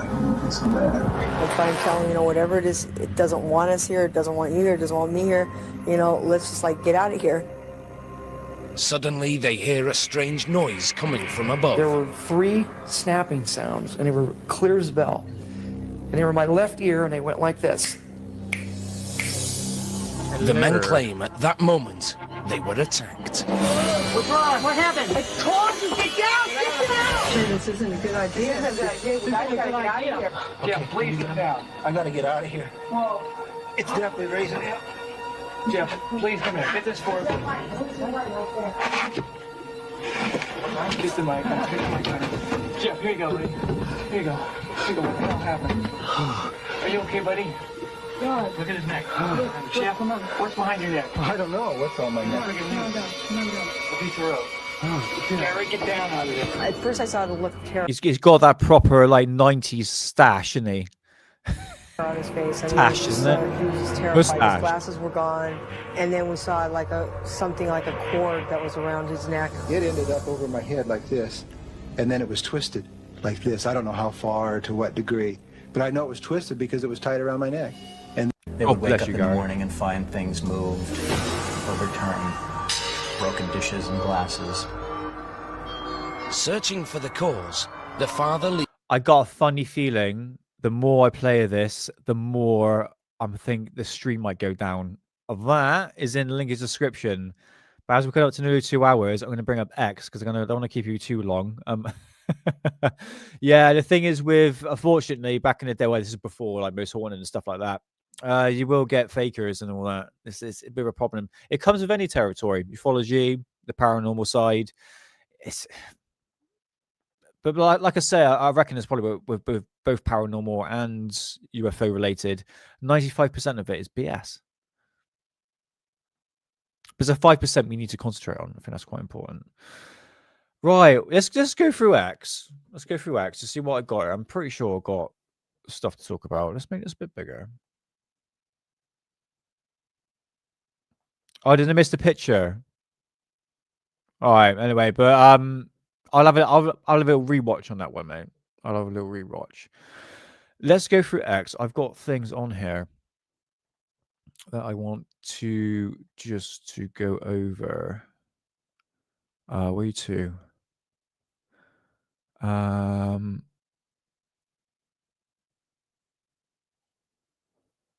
What's this?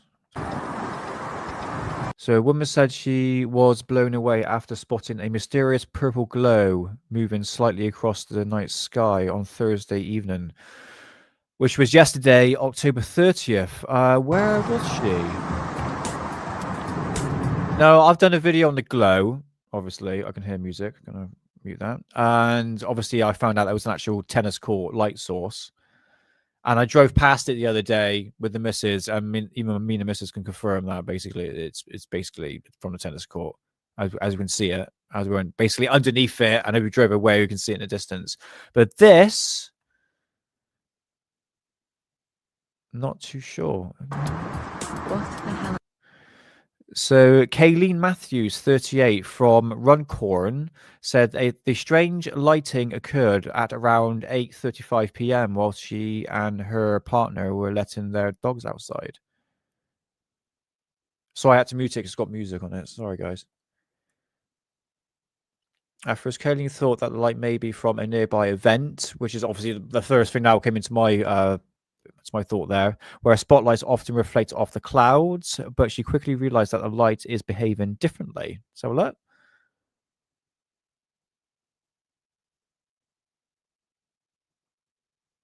And you will, in that sort of cloud cover, I'm not saying necessarily in this situation here, you can actually see the light beam. And I actually took a video photograph of that when I did the glow video, because it was around my area as well. The spotlight was in the sky.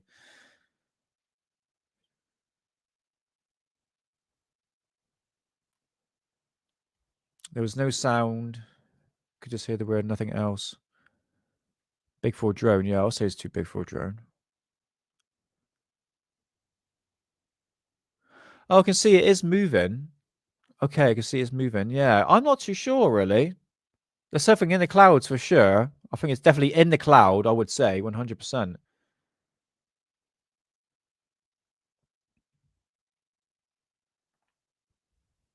So apparently, it's new to me. It's just only recently I found out that Elon Musk is back on Joe Rogan. Are you paying attention at all to 3i Atlas? Are you watching the comet? Yeah, whatever it is. Yeah. I mean, one thing I can say is like, look, if I was aware of any evidence of aliens, Joe, you have my word. I will come on your show, and I will reveal it on the show. Okay. Yeah.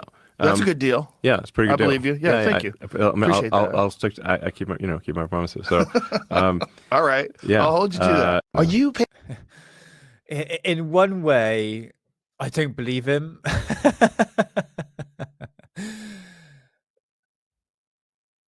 I mean, he's very vocal on X. He's very, I think, relatable to very fringe topics, and he's very open-minded on X. Obviously, he owns a bloody platform, isn't it, when you look at it. So he's very much swindled in a good way in the alternative movement, the truth movement, so to speak. And whether or not your thoughts on Elon Musk is a good thing, bad thing, you think it's a shill, so many different directions. Devil's advocate. Space is fake. I'm not too sure on Elon. I don't know, but do you think he will actually give us the technology or show us the technology, alien technology, if he's kept his promise? He had that smirk along his face, you know? He's stupid or lying or not allowed to say. Either one of those three, yeah. He just had that smirk. I don't know if he just... Paying attention at all to... I was aware of any evidence of aliens. Joe, you have my word. I will come on your show, and I will reveal it on the show.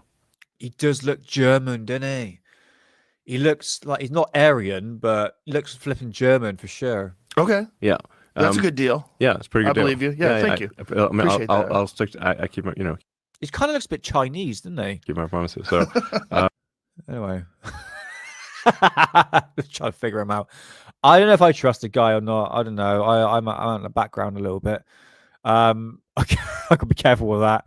I'm going to skip that because you know what YouTube are like. So now, yes, we get to talk about Freya Atlas and see what we got on X at the moment. What I got bookmarked. UFO Mania, I have to admit, yeah, 50-50 on the material, but again, is entertainment. You know, there's some fake stuff there, but I'm not going to bash the person for putting out stuff. But now, like I mentioned earlier in the show, guys, is that the fact that there's been so much, not a lot of misinformation, a lot of nonsense, a lot of AI generated thumbnails. I mean, yes, it's clickbait. That's the word I'm trying to say. But also pictures of 3i Atlas. So UFO Mania here are saying another image, supposedly, of a Comet 3i Atlas has leaked online. I thought that the photographs we have observed were like balls, it's like basically like a big ball, isn't it? And then we had that long exposure one, which looked like a mothership. And everyone on X was going, oh, look, it's a mothership. And I'm pretty sure that was like a long exposure. So it is a ball of light. Now we got this, and I'm going, oh, is this real or not? I don't know. I can't confirm this is real deal. This is supposedly leaked from NASA. No, I'm not buying this. No. NASA hasn't leaked shit. Nor anything has been leaked from NASA. Yeah, I'm calling doobies on that one. Guys, what do you reckon? Not too sure.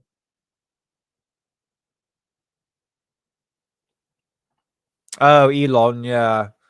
Well, he's a multi-billionaire. You need to think Elon. You know, he is funded by NASA and the Pentagon. And that came from David Icke's mouth. Hey, Scottish Alan, 420. Nice to see you, man. Oh, where are you to? Well, there you go. Oh, man, don't worry. We've been watching a lot of fake stuff. Supposed fake stuff. But yeah, I'm dressed as Dracula today. Pulled out my fake teeth. So, yeah, honestly, I would have been lisping all day. But anyway, hope you're doing well. And happy Halloween. Happy Friday. Yeah, Elon, not too sure. Not too sure. Oh, well, you done that. Age restrict me. That's not adult content. Show. No. You're not going to have my data. No way. They didn't age restrict me for... Are you kidding me? Do you know what they age restricts me for? It's just Sydney Swidney. She had, you know, Sydney Swidney. She was at the, I don't know, like Oscars or some sort of show. She had that dress. Maybe her boobs were showing a bit too much. But it wasn't that. It was that revealing. Seriously, this is so stupid. This is so bloody typical Labour. I'm not going to get political or anything, but that was nothing. Oh, worth a shot anyway. But yeah, that was Sydney Sweeney at the Oscars. I thought she looked lovely. Not because of the boobies. But yeah, anyway, so UAP Reporting Center says here, when the alien apocalypse happens, we'll be ready. And it has this cream, wheat cereal, and potato slices. Ooh. Oh, dehydrated. I tell you what, dehydrated mangoes are lovely. And pineapple. Apparently pineapple's really good for you, but it's quite sweet, isn't it? Now we're talking about food and drink now. It was like nothing. It was nothing rude, honestly. I don't know why I had it saved anyway, but to restrict me on that, I think that's stupid, absolutely ridiculous. But anyway, going back to the 2012 effect, again, the alien apocalypse getting brought up, like I was talking about Project Bluebeam earlier. Right, let me just explain something to you, okay? I've hung around with conspiracy theorists, been to conferences. Luckily enough, I haven't met anyone like this. Well, actually, Miles Johnson was probably the closest to this, but we're not going to go into that direction. I'm not going to tell you about the restaurant situation. No, I'm going to keep that for probably the Patreons because anyone's heard of Miles Johnson? Not going to go there. But anyway, don't be like this. For the love of God, don't be like this. Show you how the fucking moon landing was fucking bullshit because everyone's telling you I was fucking wrong. Showed me. Yeah. So fucking explain to me. Here you go. The guy's getting off the rocket ship. Who the fuck is filming him? Who's filming him? A guy? How'd the fucking guy get up there if this is the first guy that's supposed to be on the fucking moon? A different rocket ship? I don't know. So they sent the rocket ship up there. He got off and he's like, all right, come on up now. I'm ready to fucking film. Are you fucking serious? The same rocket ship. He's supposed to be the first guy on the moon. It's bullshit. The car. How the fuck did the car fit in that rocket ship? Look, how did that car fit in the rocket ship? You're 2 decibels away from a flipping heart attack, buddy. I don't know. Okay, right. More bullshit. Then the guy's floating around with a big fucking cord to his stomach, and they're telling you that's his fucking, life support. Was it fucking feeding him through the fucking tube like a baby? They're bouncing around like a fucking jerk off. Yeah, watch. Let me show you. There it goes. Bye-bye. You know what? I'm going to stay behind. You guys go back to Earth. I'll fucking die up here. And how the fuck did he get the film back to Earth? Yeah, look, the fake fucking parachute. Hey, we're home now. What happened to the guy back on the moon? They just left him? I guess so. Yeah, everyone guesses they don't have any fucking facts. Bullshit. All right, it got a bit entertaining at the end, but in one way, guys, how to treat conspiracy theories is not to start swearing, getting aggressive. Look, you're always going to get one. All right. But at the same time, it's like, it's the moon landers. Like, I understand people are passionate, but not that passionate where you got to end up swearing, being aggressive. You know, it doesn't help. It doesn't help anyone's case. It really, if someone was speaking rationally, calm and collective, I understand the point of view. But if I was there with him, I'll be like, dude, calm down. I'll be like, right, where's the weed? I'm gonna fucking roll you a joint, buddy. Like, honestly, like, just chill out. This is it, man. So I thought I'd show you that, but I have to admit, I had a bit of a laugh at the end. He had a bit of spunk to him, I have to admit. Let's go back. The end bit was pretty cool. Life support. Was it fucking feeding him through the fucking tube like a baby?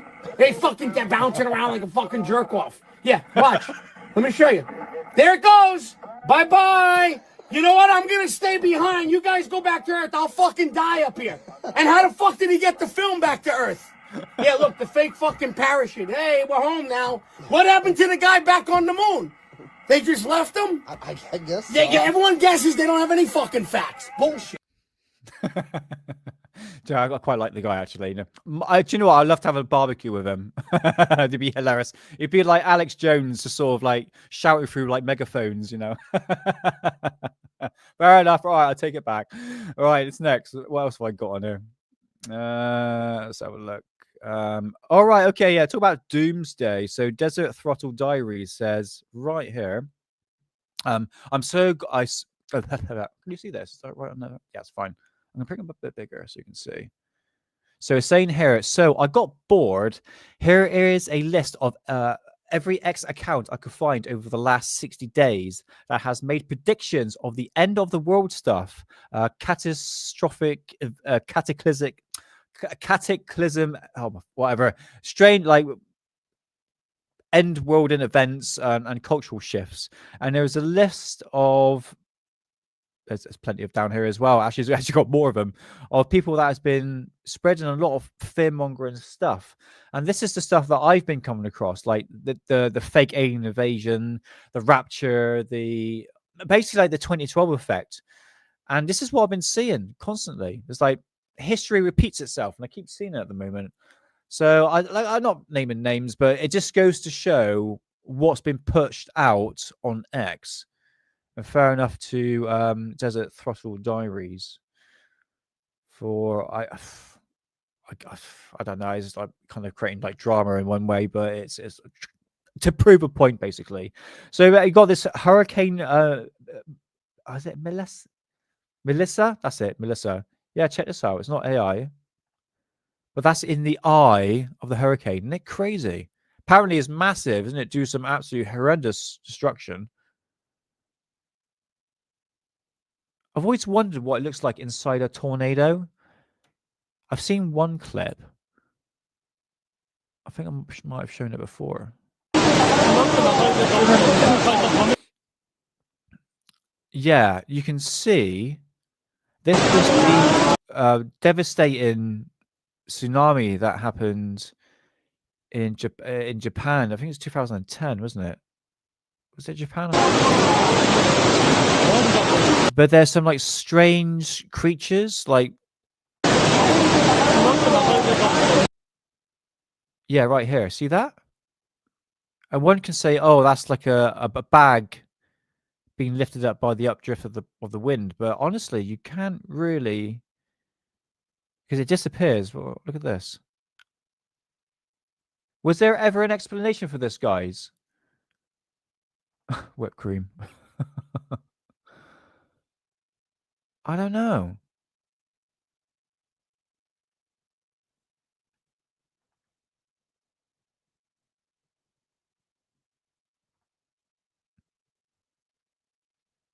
I remember seeing it years ago. I remember that.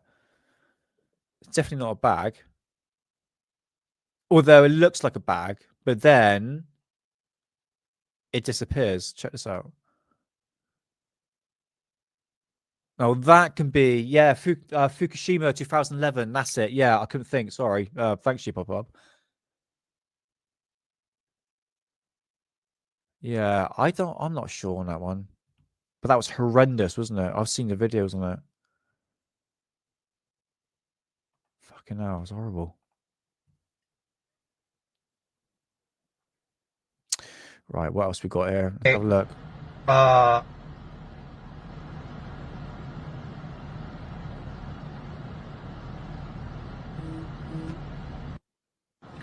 Okay. Right, I was thinking plane. Now you know me as a plane watcher, as I film the trails in the sky. I know what a plane looks like at a certain altitude, and I can tell you for a fact now that's not a plane. Definitely not a plane. Okay. I mean, fair play for getting it. Yeah, you would see engines, you would see tail sections. You don't see that here at all. No, I thought it was pretty interesting. So that was taken in California, October the 27th of this month. Yeah, very interesting. Here it is a UFO Tic Tac in Brazil somewhere. Olha o tamanho do míssil que vem voando aqui em cima de areia. Oh god, sorry, I should have checked this. That's a Mylon balloon. Sorry, guys. Sorry.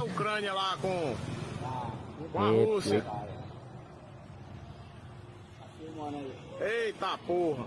Hey, Moody. How's it going, brother? Happy Halloween. That's a balloon. Vem, vê o tamanho do míssil. All right, let's skip that. All right. Oh, Avi Loeb is yeah, there's some more footage. No, I love hurricanes and weather and stuff like that. I just absolutely.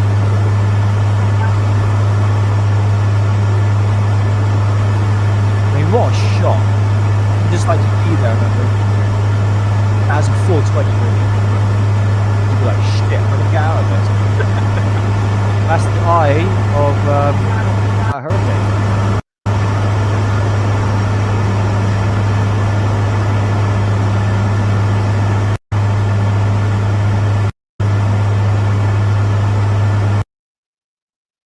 Oh yeah, did you see this, guys? There was a video footage that came forward of an alien in someone's lounge. I can't find it anywhere, but yeah, it turned out to be a well, it says here from Astral, it says my guy went to Walmart and grabbed an alien balloon and some bubble wrap. I did see it and I couldn't find it. I think they took it down because it was that ridiculous. But I managed to capture this. Yeah, I find it. It was some guy in the background filming. It was literally this, and the alien didn't do anything. It was nothing impressive. Did you guys see that at all? It was a bit hilarious. Is that it? Is that it, Sadie? Oh dear. Right, where are you two, X? Right, okay. Look, I got a load of hurricane footage. Right, never mind. I'm so sorry. Look, it's Halloween, all right? You're gonna get fake dumb shit, and this is your fake daily dose of dumb shit.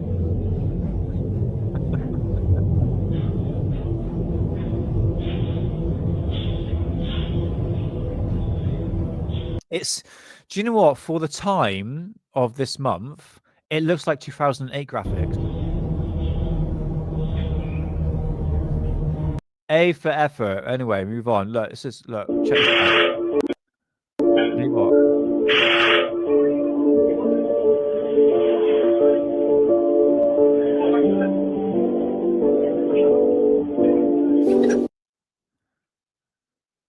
Watch this.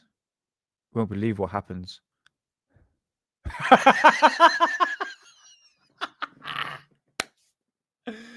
Oh, I'm sorry, I made me laugh. Oh dear. One more time.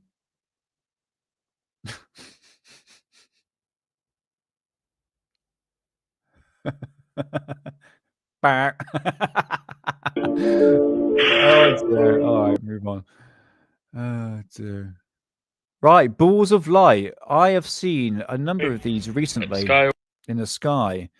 If you watch The Cosmic Twilight or Alien Addict at some point, I will upload the video.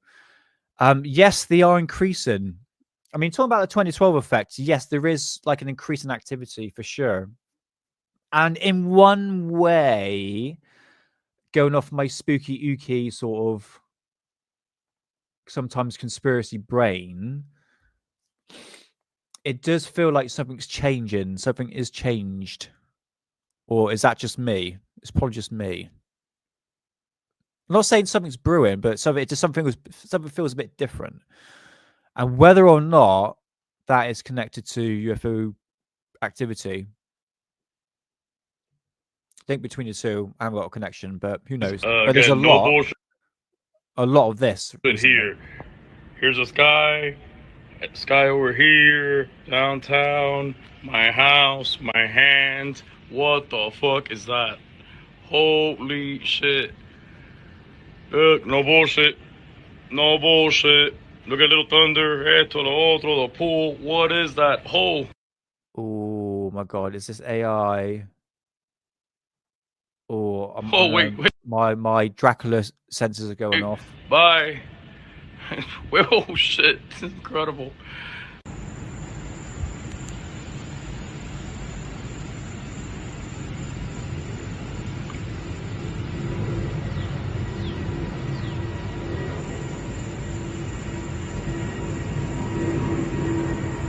Okay.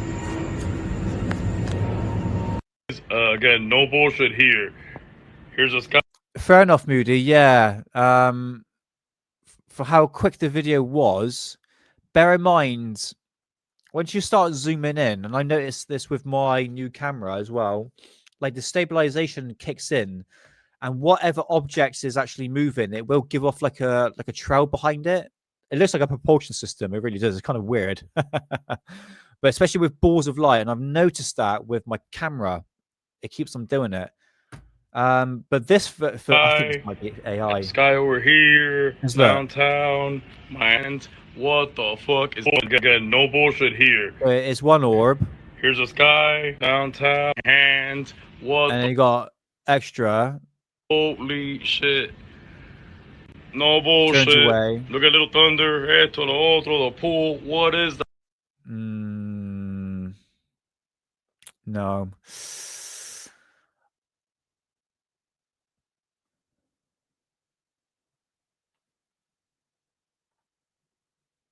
Oh, dude, tell me about it. I'm struggling at the moment. I am getting fooled like you would not believe, and there's only until like someone's put like at least a community note against something saying, "Look, this is actually AI." And like I said, when it comes to like UFO sightings, and I think this is happening here. I think this is fake. Fake and Batty Boy. I think you're right on that one, One True Saxon. Real UFO lovers. It sounds like a fucking gay porn site, doesn't it?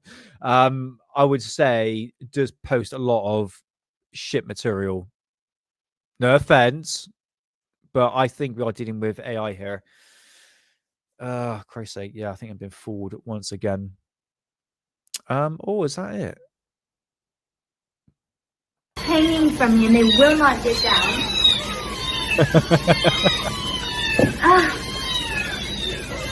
I can't control it. Like, I'm just trying to make their food, and they're going crazy. Look,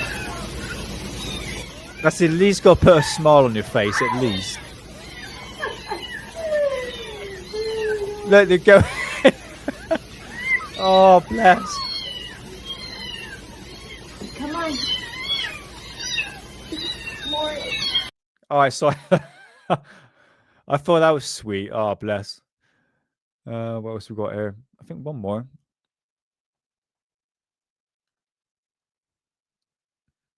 There is a lot of schlop, I have to admit. That's a bug.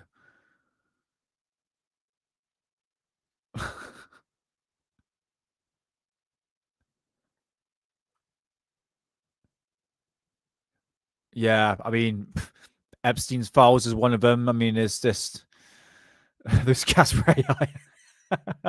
It's going to come to a point where it's actually going to be like that, you know. Is it Sora, that program, that AI program? Like I said to one, there's one on Hidden. I showed on Hidden on the Belly Show, I think, and the fact that it was like Michael Jackson literally in a chicken store, like dancing and singing. It looks so real.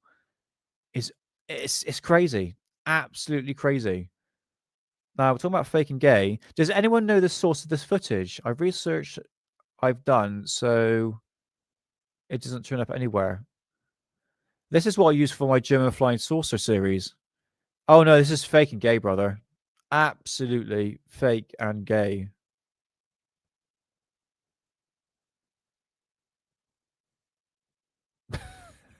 Oh yeah, there's one thing. Oh my god, I'm actually going to go there. Does anyone know the YouTube channel Robert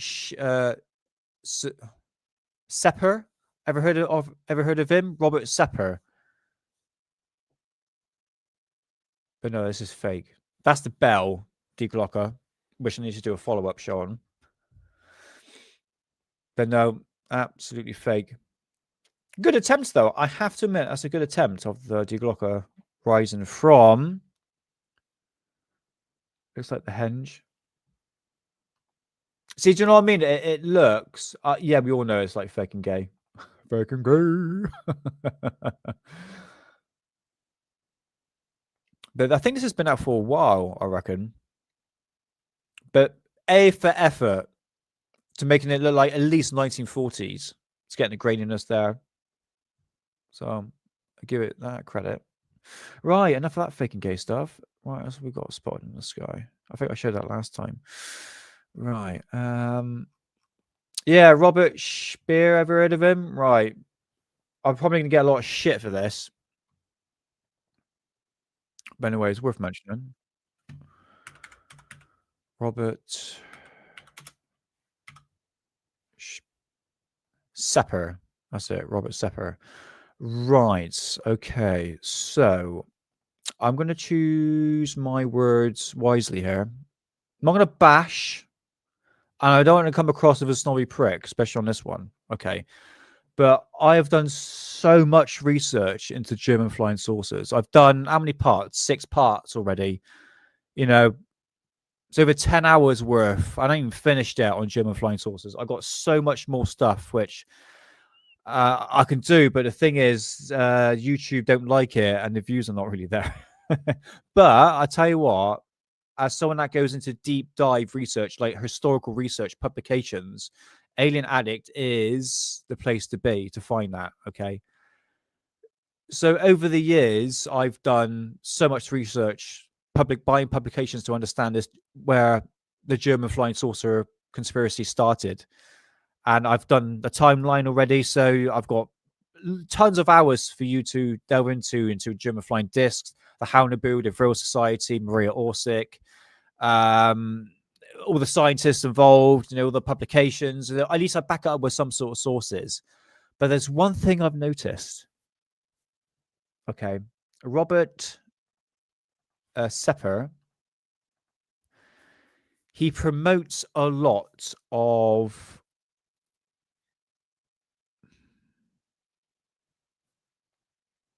he talks a lot about German flying saucers, but he primarily focuses on the Vril Society, Maria Orsic, and really pushing the aspect that the Germans built anti-gravity flying saucers.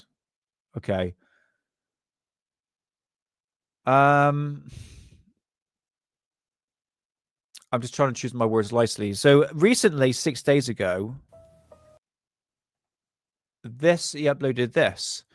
I would love to go to this location right here. It's the Henge, where allegedly the Deglocker program actually began, their projects.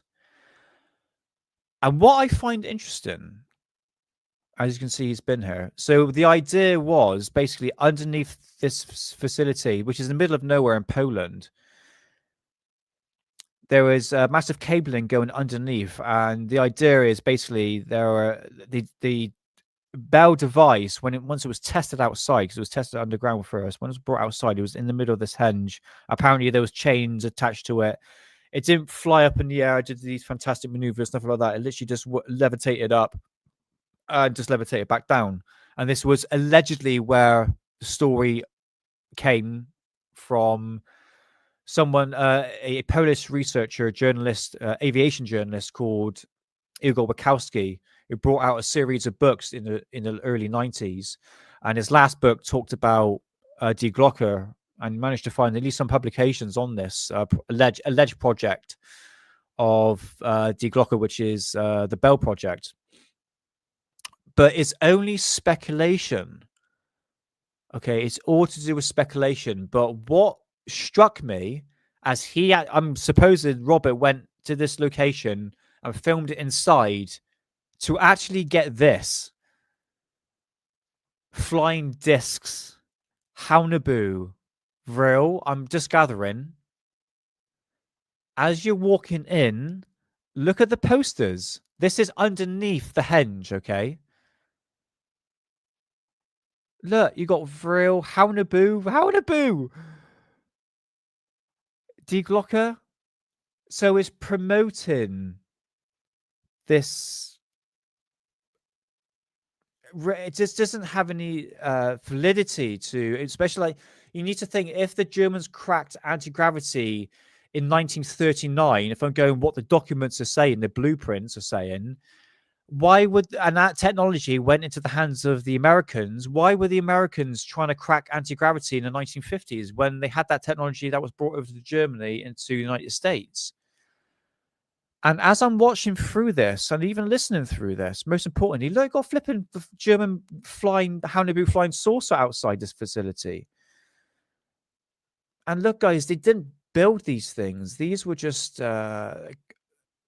it's like no disrespect to Robert or anything like that, but he doesn't give the sources of where this information is coming from. He talks about the Vril Society, Maria Orsic, mostly Maria Orsic, and what they were doing, and especially the Haunabu and Vril flying saucers, the anti-gravity side, which I very much well dismiss. But he's promoting it as it's a real thing. And because he's got such a big following, you get other people, like thousands of people agreeing with him. But it's not really going into detail of where these stories come from. All right. But I was just kind of shocked just to see this. It really is, it's fiction, guys, from my perspective. And by all means, go check out my loads of parts on anti-gravity flying saucers, the Haunabu real flying saucers. I've talked to death on it, and it really is a very lack of evidence, and there's a lot of faking going on, and that's one thing I got to take in consideration, and you guys as well. There was a lot of faking going on, but the Bell Project are more inclined of believing that it's actually real because there is some sort of documentations to prove there was some sort of project going on at the time.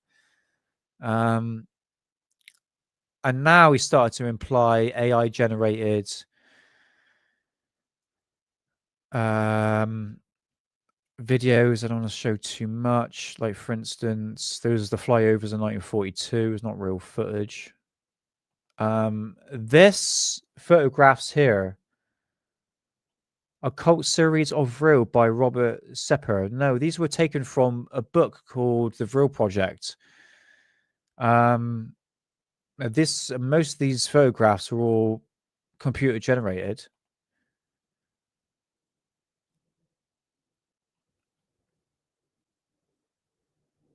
I mean, look, it's not real. That's all fake. That's all to do with Foo Fighters. Oh, that's a Billy Meyer photograph. I mean, this is what I mean. And people believe this is real.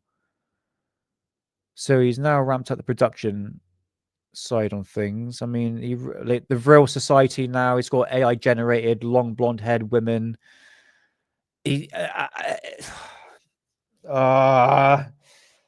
My brain. He brought this up during the video. Vril, The Coming of the New Race, Edward Buer's Lighting book from 1871. It was all to do with science. It's a science fiction book, and he's projecting it as actually something real. Not real. Sorry, guys, I'm going off one here. It's just a topic that I've researched in so many years, and I know this conspiracy on the back of my hand. But now there's a lot of science fiction books like this one, the real Coming of the New Race, has now been promoted as something actually real, and it's not. I mean, where's real energy in today's day and age? I don't see any real energy being harnessed at all, except for these fake psychic mediums. And there's a lot of like fake psychic mediums out there. But I mean, look at this for Christ. I mean, yeah, but just be very careful what information comes out on anything Hanabu, real flying saucers, because I guarantee the people that promote this stuff, this excluding me, don't know where the stories are coming from. All right. And I'm trying not to sound like a snobby prick. I really not. But like I said, thank you, Moody. Like I said, I've got so much small publication right here. The earliest book I've got.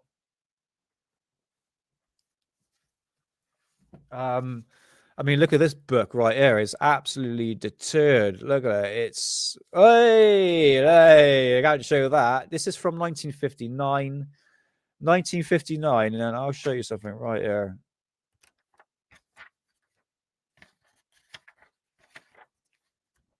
Hold on a minute.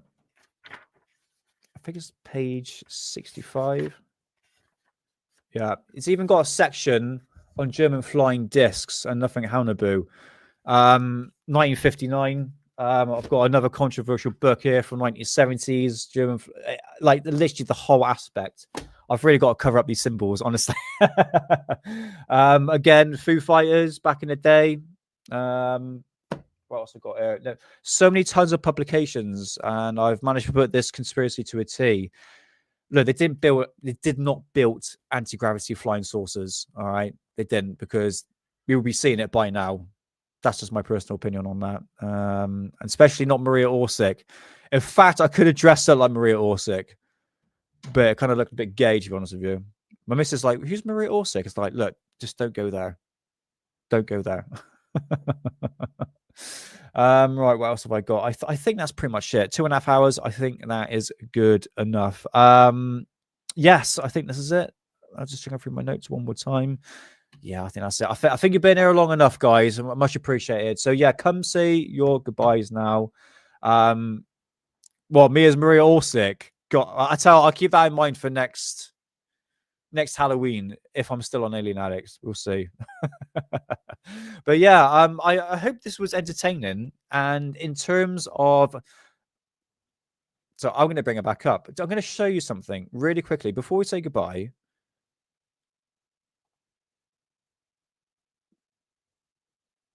Because everyone, my God, have raging boners over this woman. Let's read one.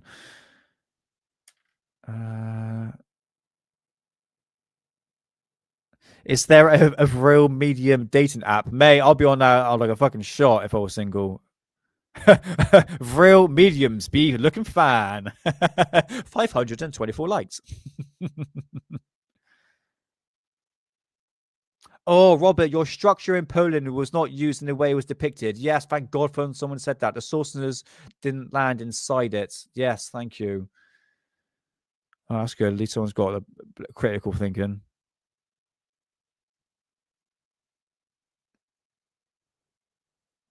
It's a very romantic view at the end of the war.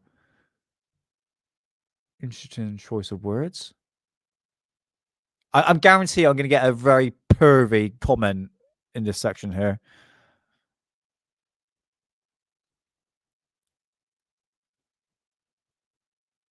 So wait for it. Okay.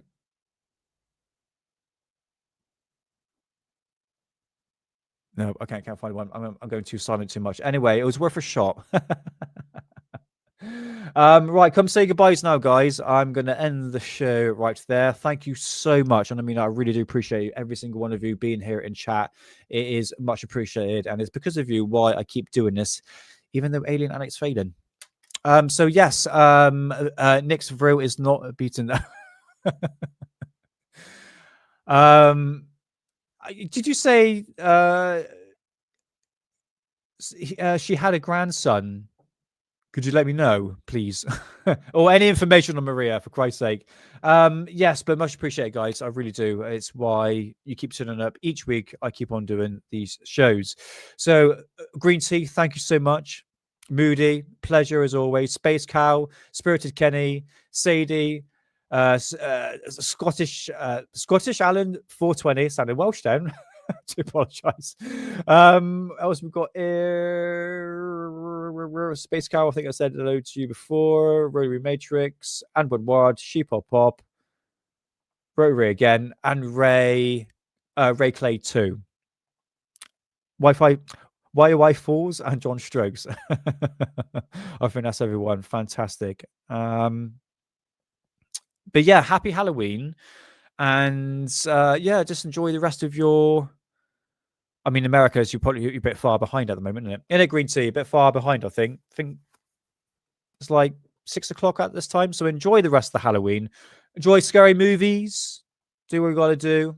Don't let the bed bugs bite. What else can I say? There's a catchphrase used to say. Oh, there it is. Yeah, watching you, watching us, watching them. Yes.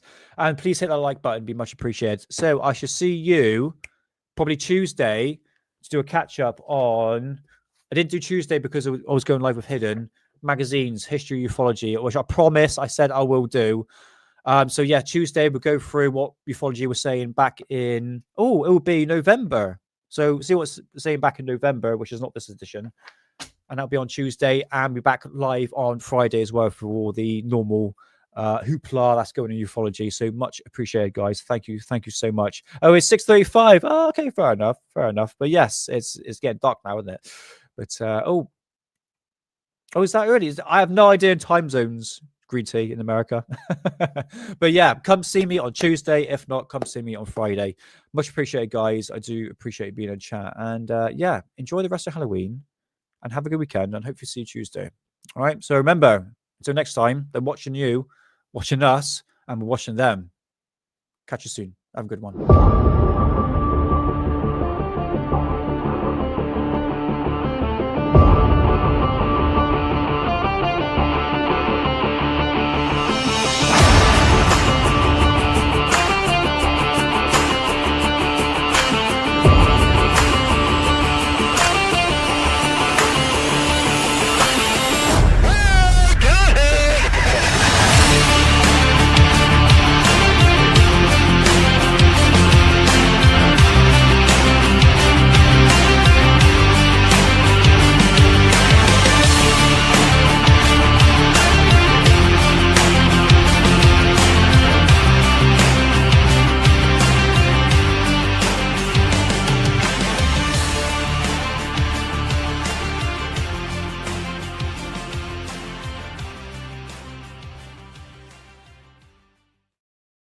Oh, Cool Bell's cat. I didn't say hello or goodbye to you. I do apologize, mate. I missed you in chat.